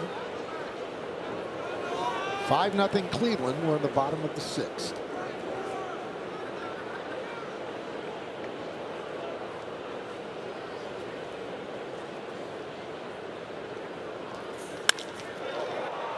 Looped into left center. And Bellinger makes the play. It's time for the Audi electric moment. Experience a fully electric Audi vehicle in your local Tri-State Audi dealer today. Bottom of the 3rd inning. There's Jose Ramirez. He's done that plenty of times here in Cleveland. Then Manzardo right behind him. First pitch ambush. 4 on the board quickly.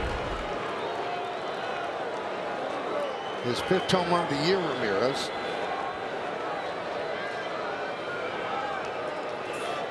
You know, looking at his stats, John, since 2017, it's either Ramirez or Judge for the major league lead in all the major offensive categories.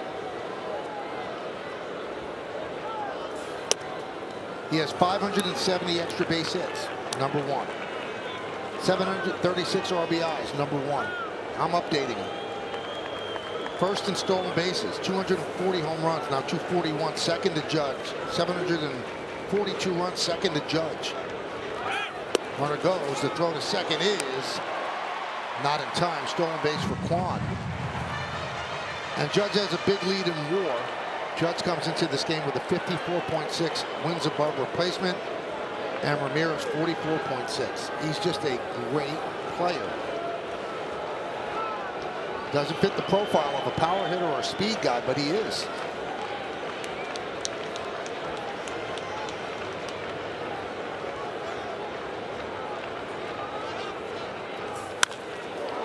Rip foul. Gomez came right at him with a heater on a 3-0 count, and now first base is open because Quan stole second. Probably don't want to throw that pitch again.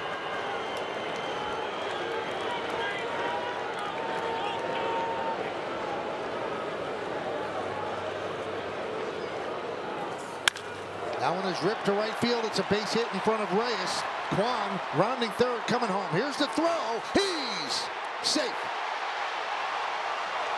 As Ramirez goes to second. Wells immediately pointed to the dugout. He thinks that he got Quan on the tag. Take a look. He goes to the backhand swipe. We'll see if Quan gets this. He got his hand in there. Outstanding slide.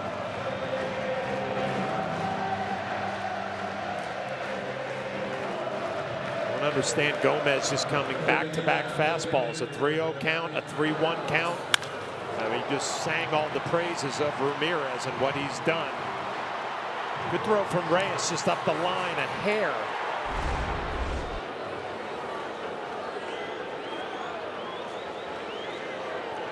Here's Manzardo. A 4 RBI night for Ramirez.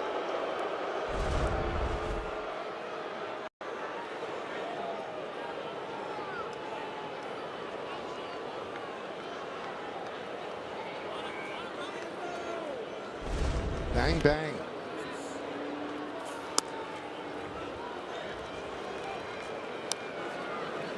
So 6-0 Cleveland. On the throw home, Ramirez took second.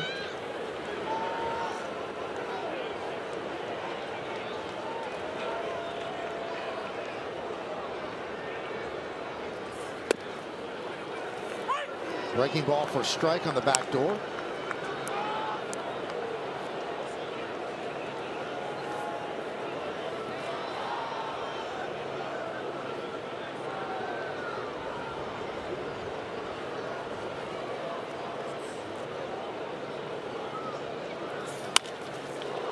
Skied the other way. Long run for Dominguez, but it lands foul.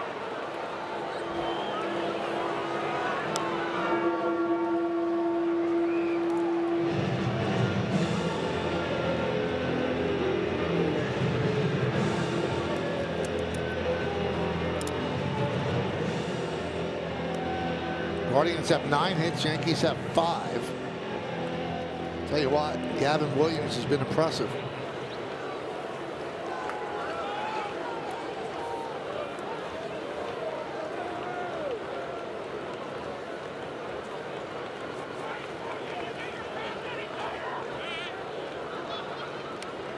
One, two.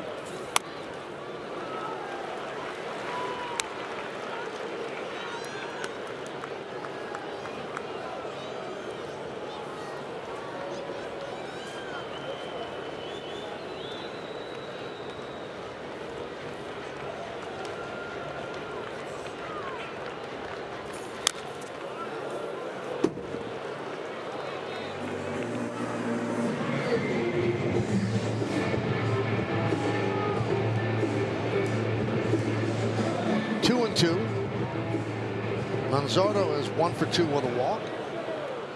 7th home run of the year in the 3rd. He and Ramirez went back-to-back. And the pitch. 3-2.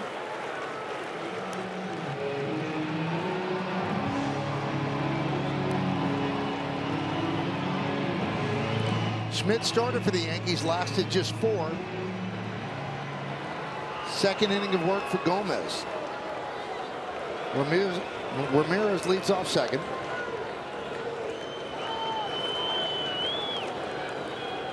And here's the payoff. Right back to Gomez. And that'll do it.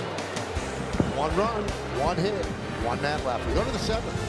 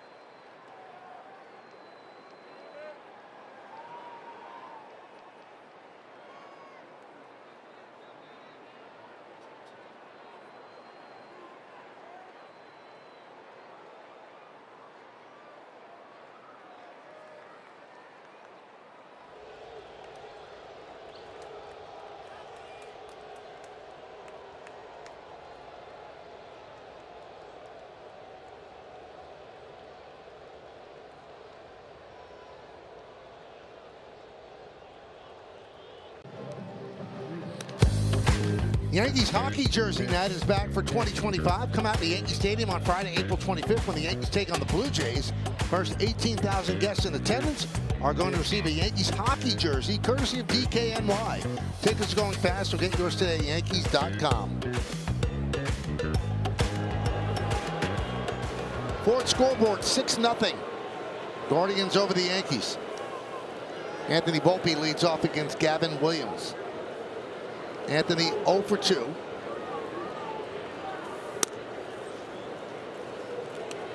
Cooking up something special with HexClad. Join the hybrid revolution at hexclad.com. Good numbers for Anthony against the Guardians in 18 games. And those numbers get better with a base hit up the middle. Well, we know that the fastball has been a problem for Anthony Volpe about the last week. Well, he's starting to clean that up. Hard shot right back up the middle on a heater. Another look at the swing. It's all about getting that foot down just a little bit earlier and let the hands work. Here's Dominguez. He has struck out twice.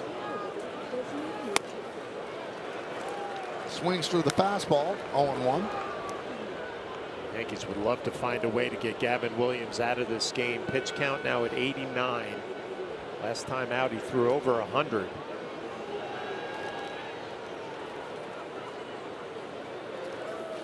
You know, he came into the game with an ERA of 4.58. You see his stuff, but it's kind of skewed because his last start against the Orioles, he kind of got hit around.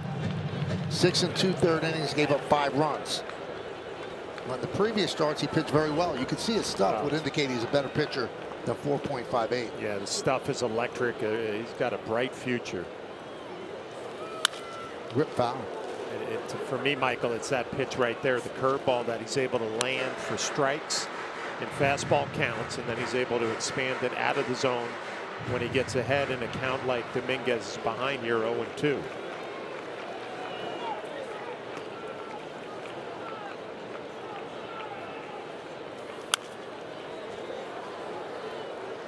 Oh, 2 on Dominguez. Dominguez 1 for 11 in Tampa. He's 0 for 2 with 2 strikeouts today.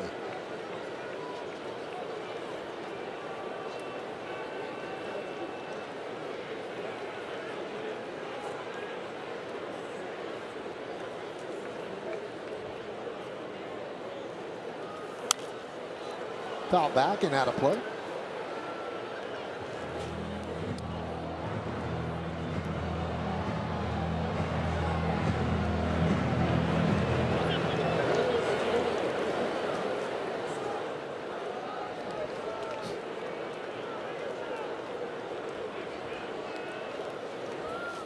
Bounced up there. Volpe stays put.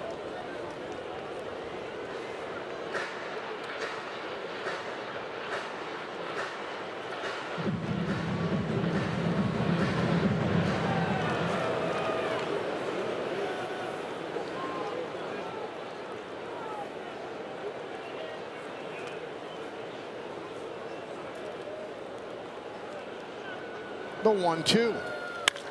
High drive, right center field. There it goes. See ya.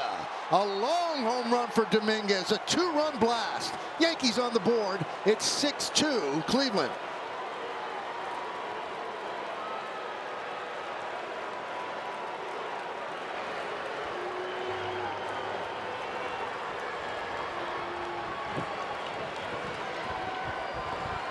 .445 feet, no doubt about it. A 2-run shot for Dominguez, who finally timed that curveball down and in.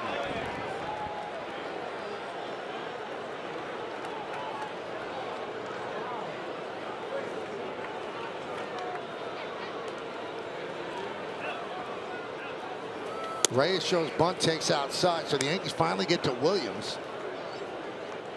Very much a ball game here in the 7th inning. Yankees down by 4, 6-2. Some action in the Guardians' pen.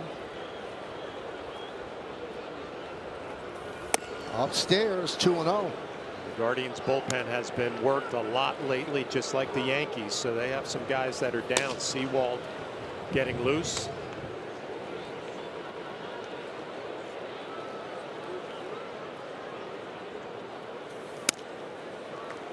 That hits the outside corner. 2-1. He was throwing 100 miles an hour in the first inning. Now his fastball settled at about 95. Amped up for a start against the Yankees. 2-1. 2-2.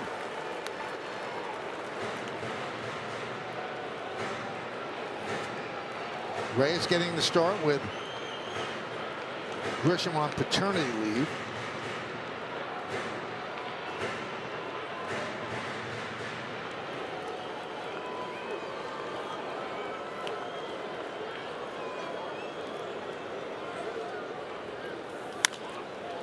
Good chance that Grisham misses this entire 3-game set. Thursday's an off day before they start the weekend set against Toronto at Yankee Stadium.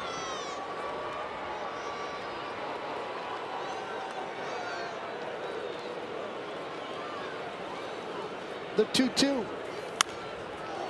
Reyes battling.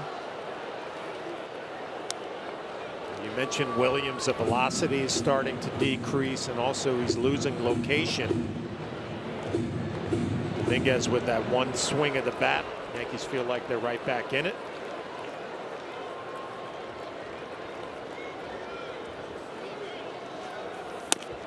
Upstairs.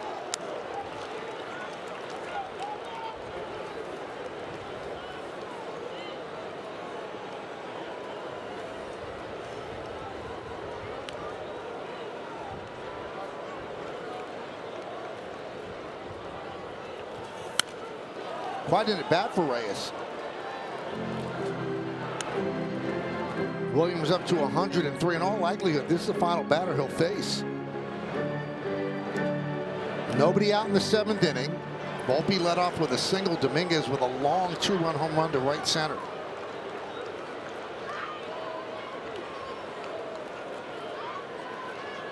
And the payoff. Got him on a breaking ball. We'll take a look back at that home run for Dominguez. Curveball, middle of the plate and down, and no doubt about it, 445 feet. Well, Dominguez catches it. He hits it a long way.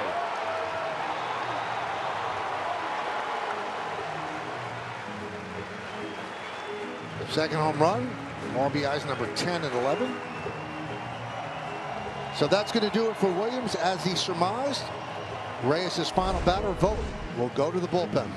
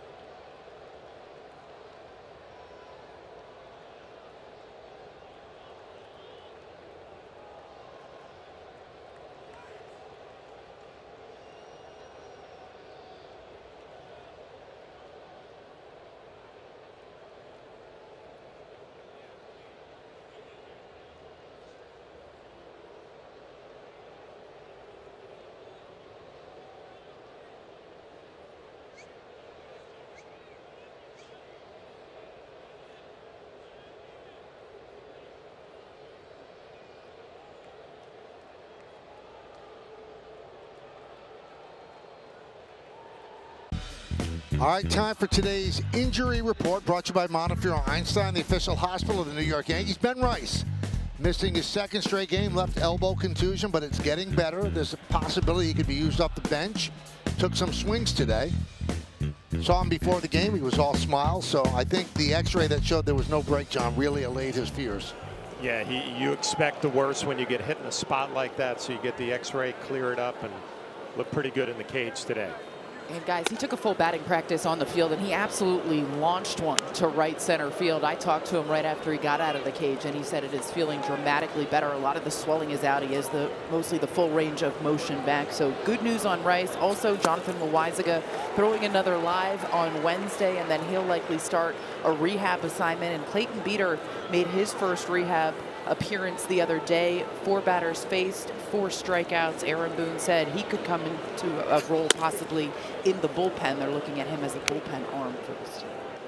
Paul Sewald in as a reliever for Gavin Williams. Count 2-1 on Oswaldo Cabrera, 1 for 2 against Williams.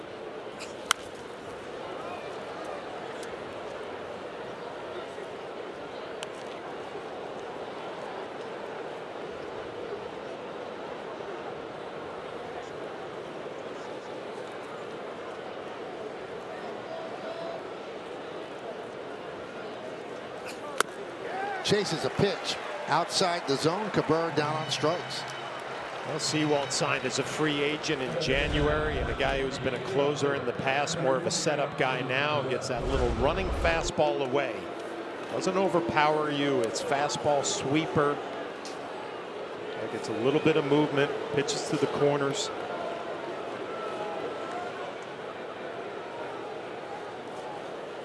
Austin Wells takes inside.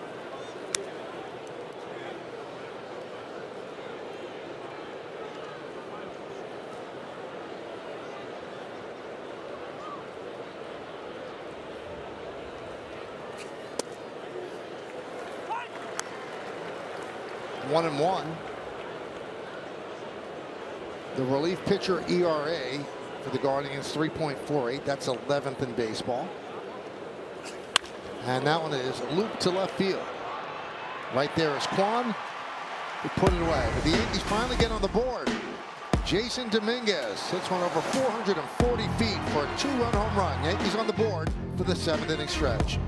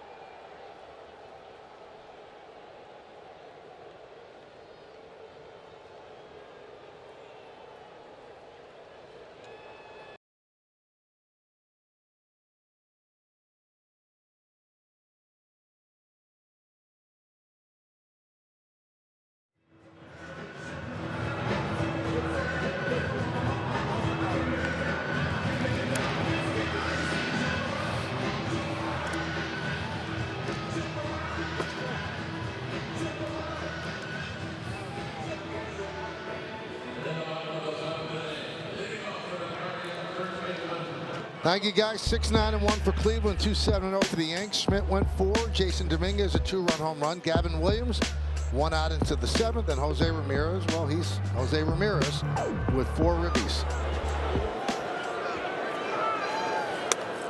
Santana takes outside from Gomez as we start the bottom of the 7th. Santana 0 for 3.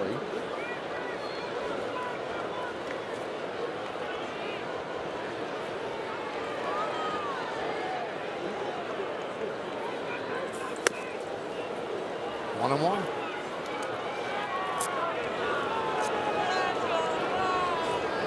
First game of this 3-game set.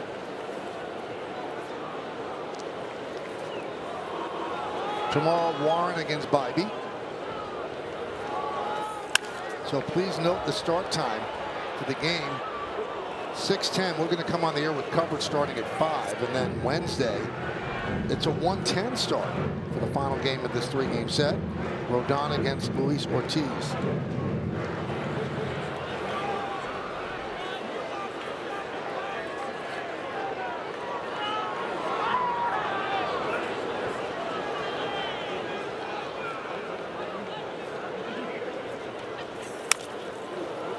Popped up. Volpe. 1 out. Hey fans, the Yes app has moved to the Gotham Sports app, your new home for streaming live Yankees games and so much more, free with an eligible TV provider subscription. Download the Gotham Sports app now or visit GothamSports.com to get streaming. Here is Arias.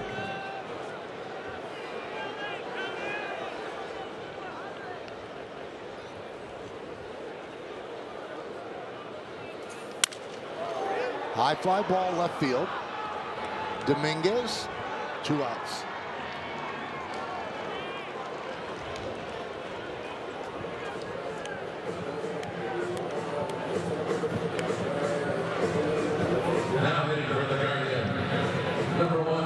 And here is Angel Martinez.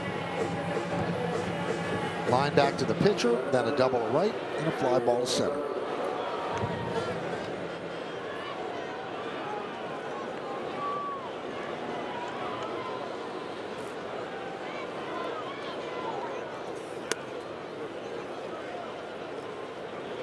One and 0.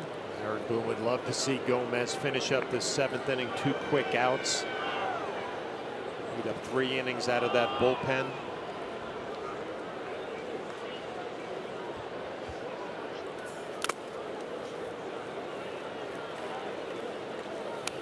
Two 2-0 on Martinez.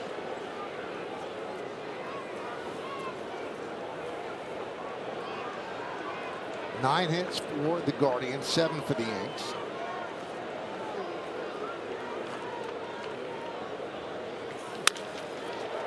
And a base hit past the diving Chisholm. 2-out single. Martinez has been an impressive hitter tonight. His 2nd hit, but it's a line drive right back to the pitcher. He's hit a line drive to center field. He's hit a line drive down the right field line. Now a hot shot right past Jazz Chisholm.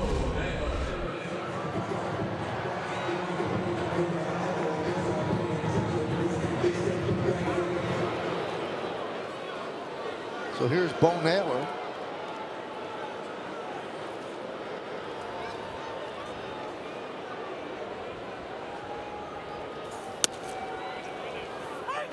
Well, if you're a young catcher, you're in the right spot here. Vogt, former catcher manager. Sandy Alomar Jr., catching coach. Austin Hedges is his backup. Hedges, who doesn't hit much, is considered just a genius behind the plate.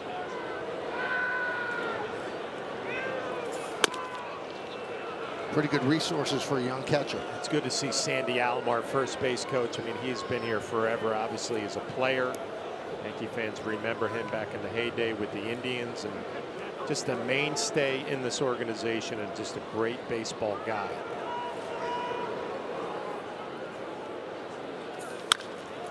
Grounded to first, tough hop, but grabbed there by Goldschmidt, steps on the bag, and that'll do it. No runs a hit, 1 man left. We go to the 8th.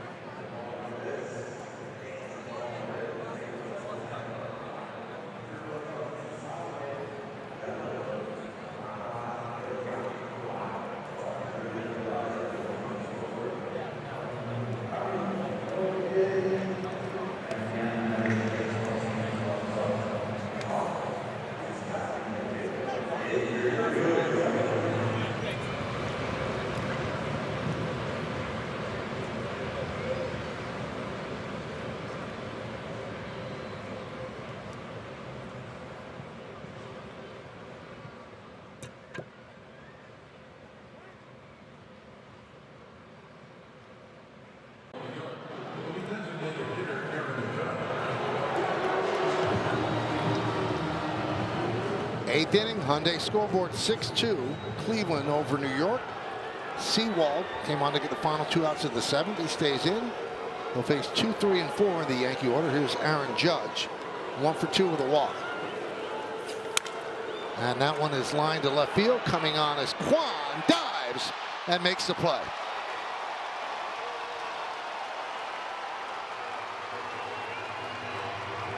Three straight gold gloves. We spotlighted him the open tour show, what he can do offensively and defensively. And a big part of his game is covering some ground out in left field. Times his leap perfectly. His dive perfectly.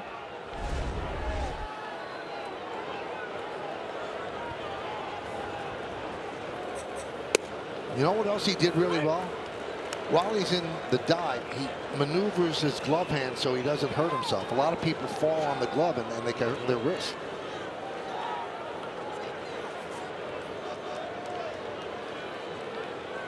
Bellinger 1 for 3.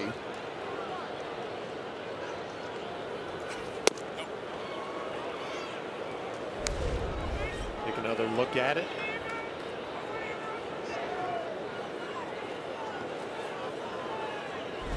In control of his body.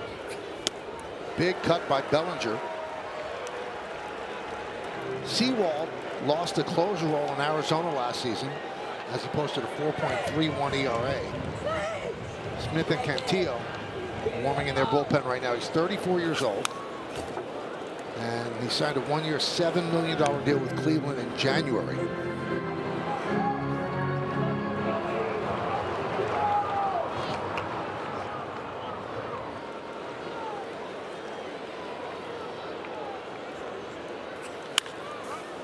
High pop-up on the left side. Kwan. Round number 2. He's like the last 3 putouts for the Guardians. Stepping in now for the Yankees, number 48, Paul Goldschmidt.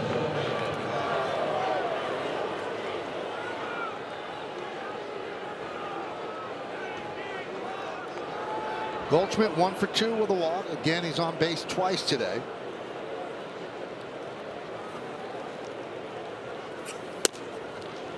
He is 8 for 19 on the road trip.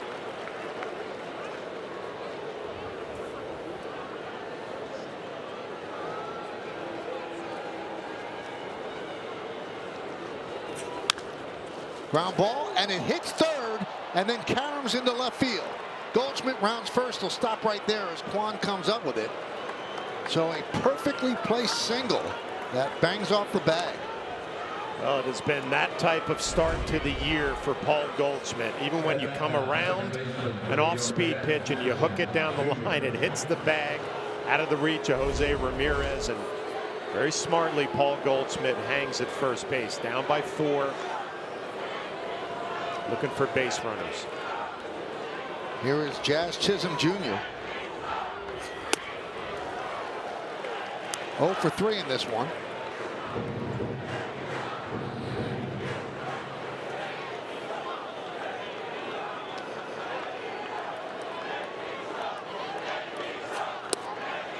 And there's a strike on 2.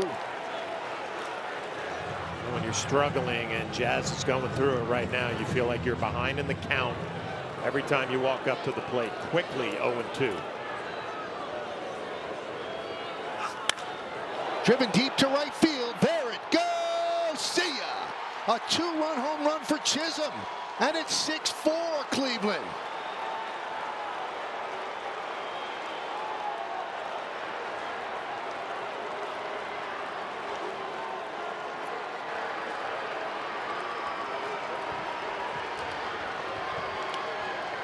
Well, that is how quickly things can change if you're Jazz Chisholm and the New York Yankees. going through a tough stretch, behind in the count 0-2, but with one swing, one flick of the wrist, got a 2-run ball game. Just feels like this entire game the Yankees have been lying in wait, and boom, it's now 6-4 with that swing. I mean, that just shows you how talented Jazz Chisholm is. I mean, that's just no stride, all hands. Ball jumps off his bat. Just reacting to the baseball, and the Yankees are going to give him a finish. Little Euro step during the NBA playoffs as the Guardians go to the bullpen.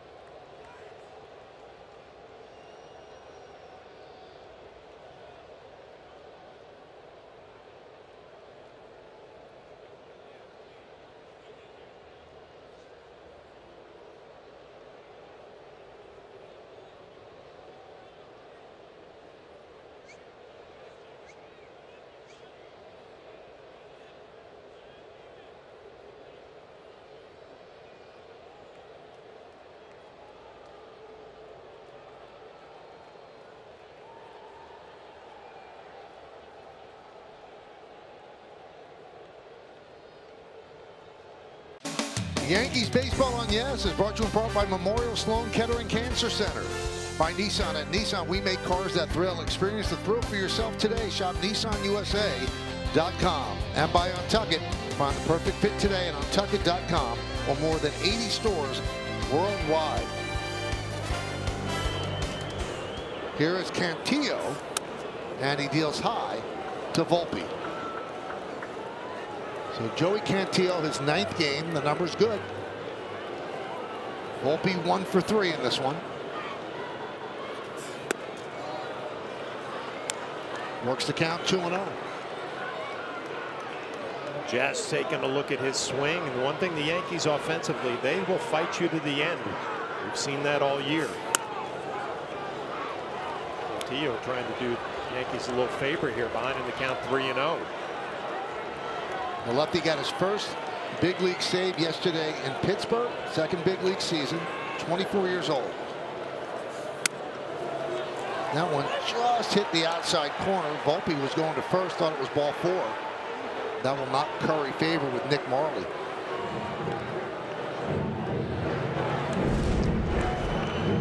Take another look at it. That's off the plate. 3-0 changeup. An interesting pitch selection.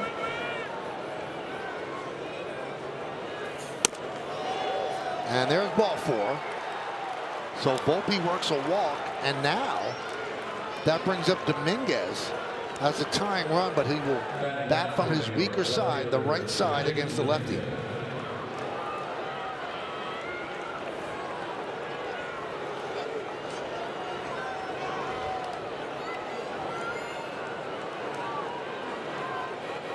Long home run last time up from the left side, but he swings and misses at the change.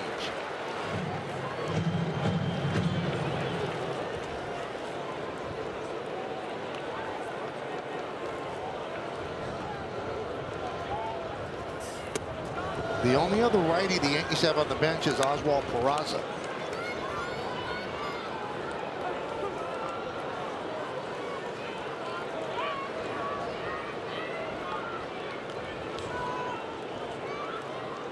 And the young lefty deals.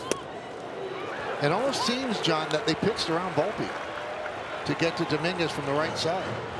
Very dangerous if they did that in a 2-run game, but you see the numbers against lefties and righties.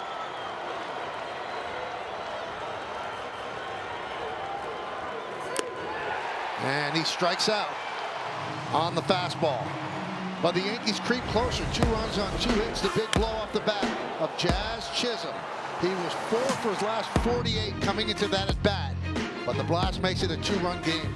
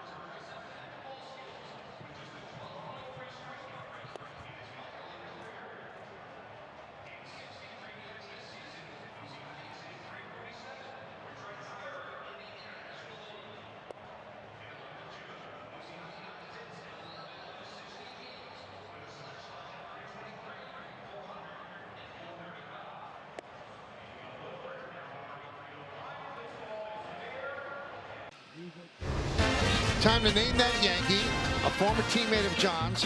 I'm told to give you a clue. Dominated Pedro. Enrique Wilson. Let's see. You got it. Enrique Wilson would always play against Pedro Martinez.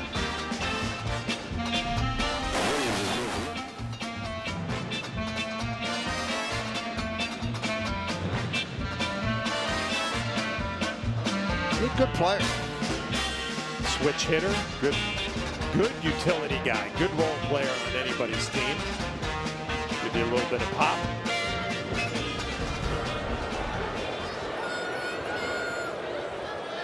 Hyundai scoreboard, bottom of the 8th inning. Cleveland 6, Yankees 4. And Rocchio gets plunked by Ryan Yarbrough. He is in pain. This does not look good.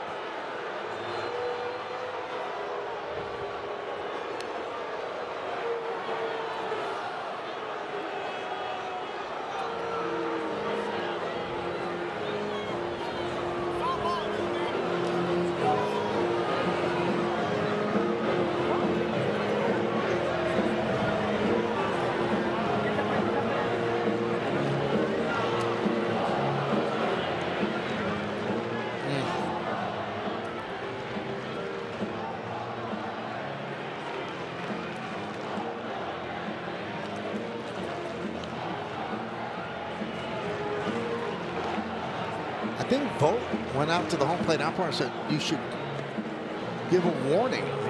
He's asking for something. I'm not sure. I mean, I'm not intentional on the first pitch in a 2-run game.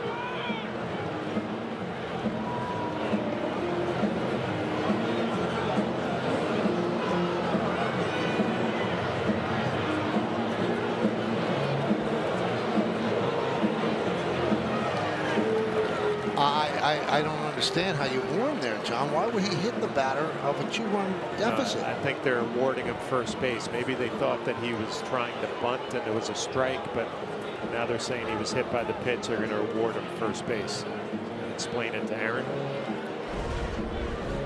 Squares around the bunt. He pulled it back.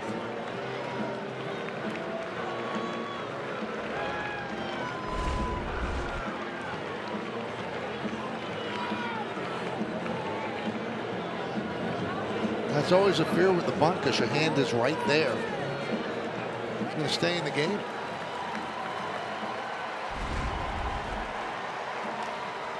It's that cut fastball riding in, gets him in his throwing hand. Now the Yankees look like they're challenging this.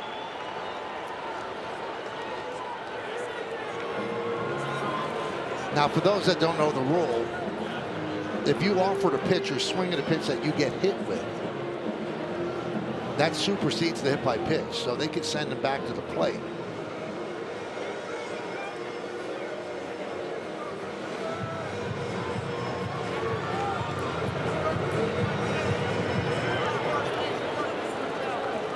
We might not hear it over our air, but they confirmed that it's a hit by pitch that he did not offer. That was a quick review. Hitting now for the Guardians, the leadoff batter, number 38, Stephen Kwan.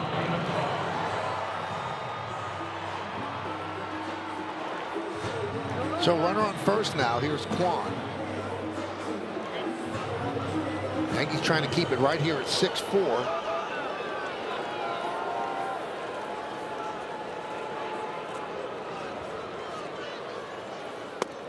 And a strike. Yarborough ate up some innings in his first outing in Tampa when Will Warren was knocked out early.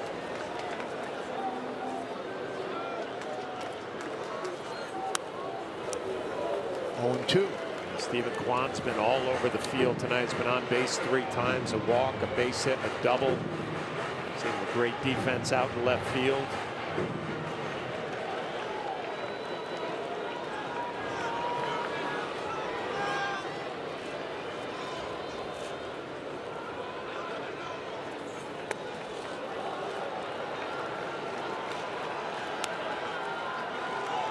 One and 2.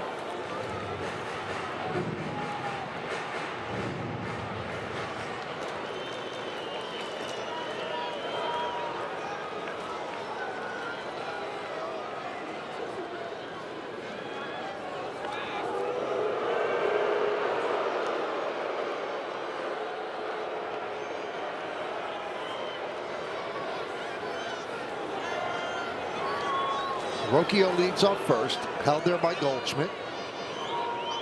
The tall lefty sets.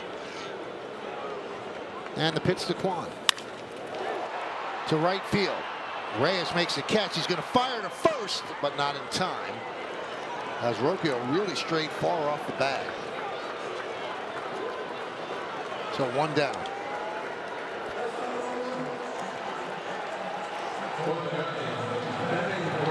Take the optimum, don't take slow for an answer replay. Well, this is when the ALCS against Luke Weaver. The bat flip, baseball went a long way.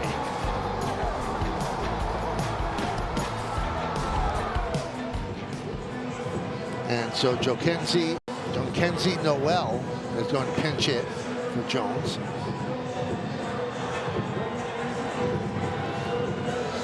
You know, if you look back at that 5-game set, it was a really, really good series and very well played and tight and everything. But the Yankees, you know, 5 in a best of 7 doesn't seem like it's a great series, but it was. Yeah, every game seemed to be entertaining. A lot of home runs. And big home runs. So here's Jhonkensy Noel.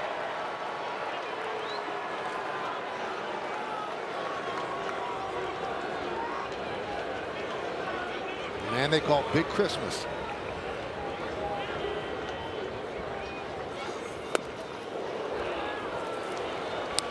So the Guardians are down to the last out in the bottom of the 9th inning. In that game 3, crushed a tying 2-run home run off of Luke Weaver. And the Guardians ended up winning in 10. The Yankees won the last 2 games to win the pennant.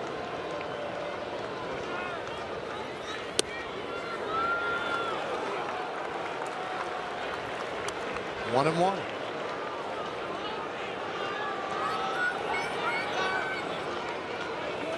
So Cade Smith, who's going to try to close this out. Not Emmanuel Clase, who blew the save yesterday against Pittsburgh.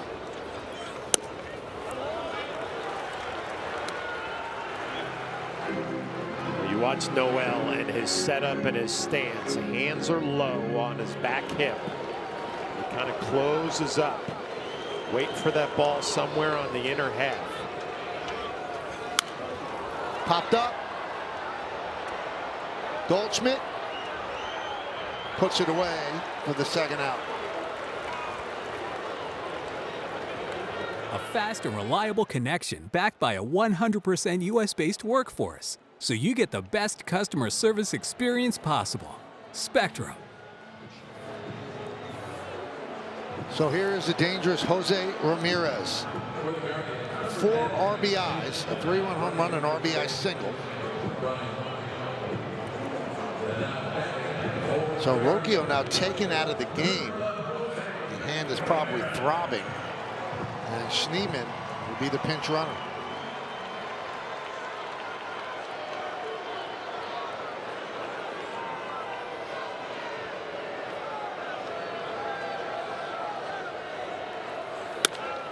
Up and away. 1-0.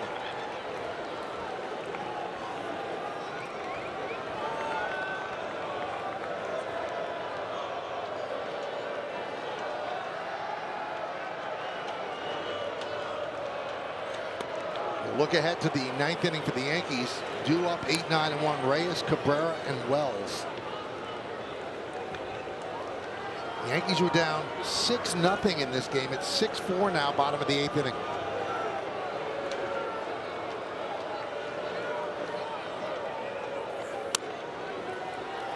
Being very careful with Ramirez. 2-1.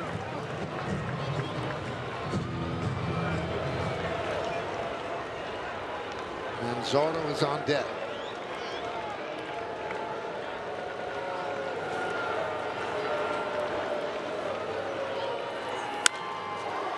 Fly ball left field.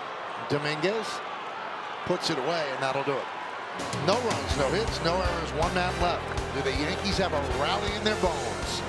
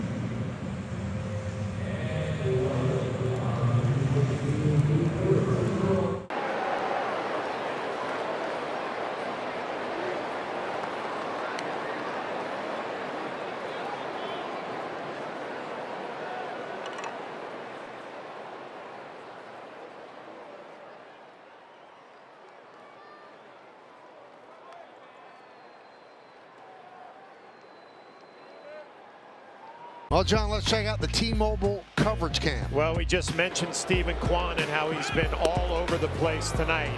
Here's a stolen base. Going to score all the way from second on a base hit to right field, and the athletic slide, getting his left hand into home plate. And they turn to Cade Smith. See his numbers this year. Last year he had a 1.88 ERA. And with Reyes due up, they will send up Ben Rice to pinch hit against Cade Smith. Well, good to see Ben Rice healthy enough to pinch hit in this spot. Going to face Cade Smith, who has worked a lot for the Guardians. He's got a big fastball, a split, and a sweeper. Ground ball. Arias backhands and fires to first to get Rice. Well, stay tuned after the final of tonight's W.B. Mason Yankees postgame. As Bob and Jack will have highlights and analysis. Meredith gets player interviews in the clubhouse, and we'll hear from Aaron Boone on the manager's report. That's all coming up next on Yes and the Gotham Sports app. Well, that was Schneemann who went to second, and Arias took over at short after they took Rocchio out. So Schneemann makes that play. Ben Rice, first pitch swinging on a split finger. Cabrera takes a strike, down by 2. And there's a base hit. So just like that, the Yankees will have the tying run come to the plate in a game that they were trailing 6-0. Second hit of the night for Cabrera. Just staying on the split finger and driving it the other way. Yankees looking for a base runner. They have it. Now Wells coming up with his power. The captain waiting on deck.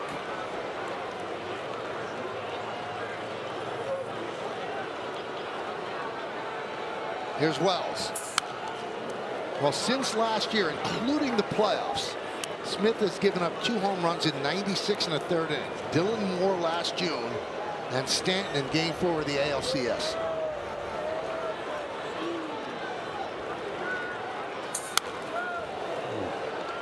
Back-to-back fastballs right down Broadway. Upcoming schedule brought to you by your local Tri-State Buick dealers. Tomorrow night at 6:10, Wednesday 1:10, Thursday's an off day, then 3 against the Blue Jays at the stadium. There's Stanton. 1-2.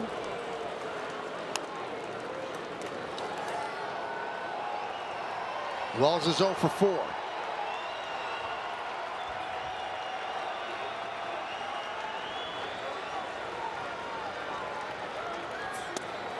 Strike 3, and Wells can't believe it.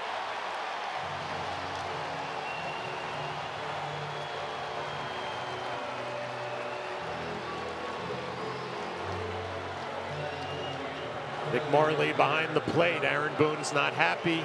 Austin Wells not happy. Looked like a good pitch. So here's Judge. 2 outs. The tying run at the plate. Yankees down 6-4 here in the ninth. And a strike. Here's that last pitch to Austin Wells. Yep, that's a strike. Yep.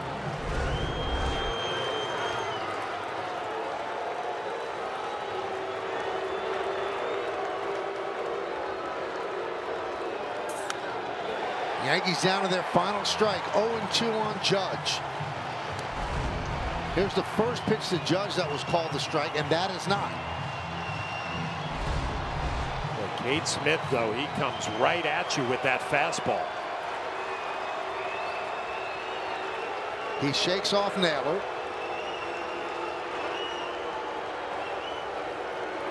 Runner goes, no throw.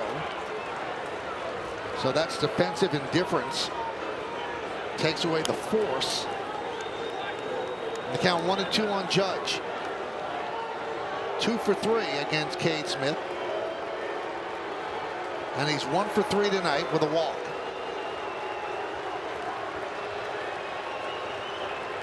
One-two. Swing and a miss. And that'll do it. As the Guardians beat the Yankees 6-4 in the first game of this 3-game set.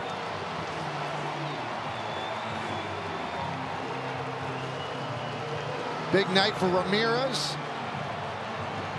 Gavin Williams. A good start for the Guardians. But the Yankees had their chances, and this was the final one. Yeah, the Yankees got the big man up to the plate with one swing of the bat looking to tie it up. But Cade Smith, boy, he executed. That's a perfectly spotted split finger fastball to get the swing and a miss. The Yankees go down 6-4. We'll have more when we get back in the postgame after that.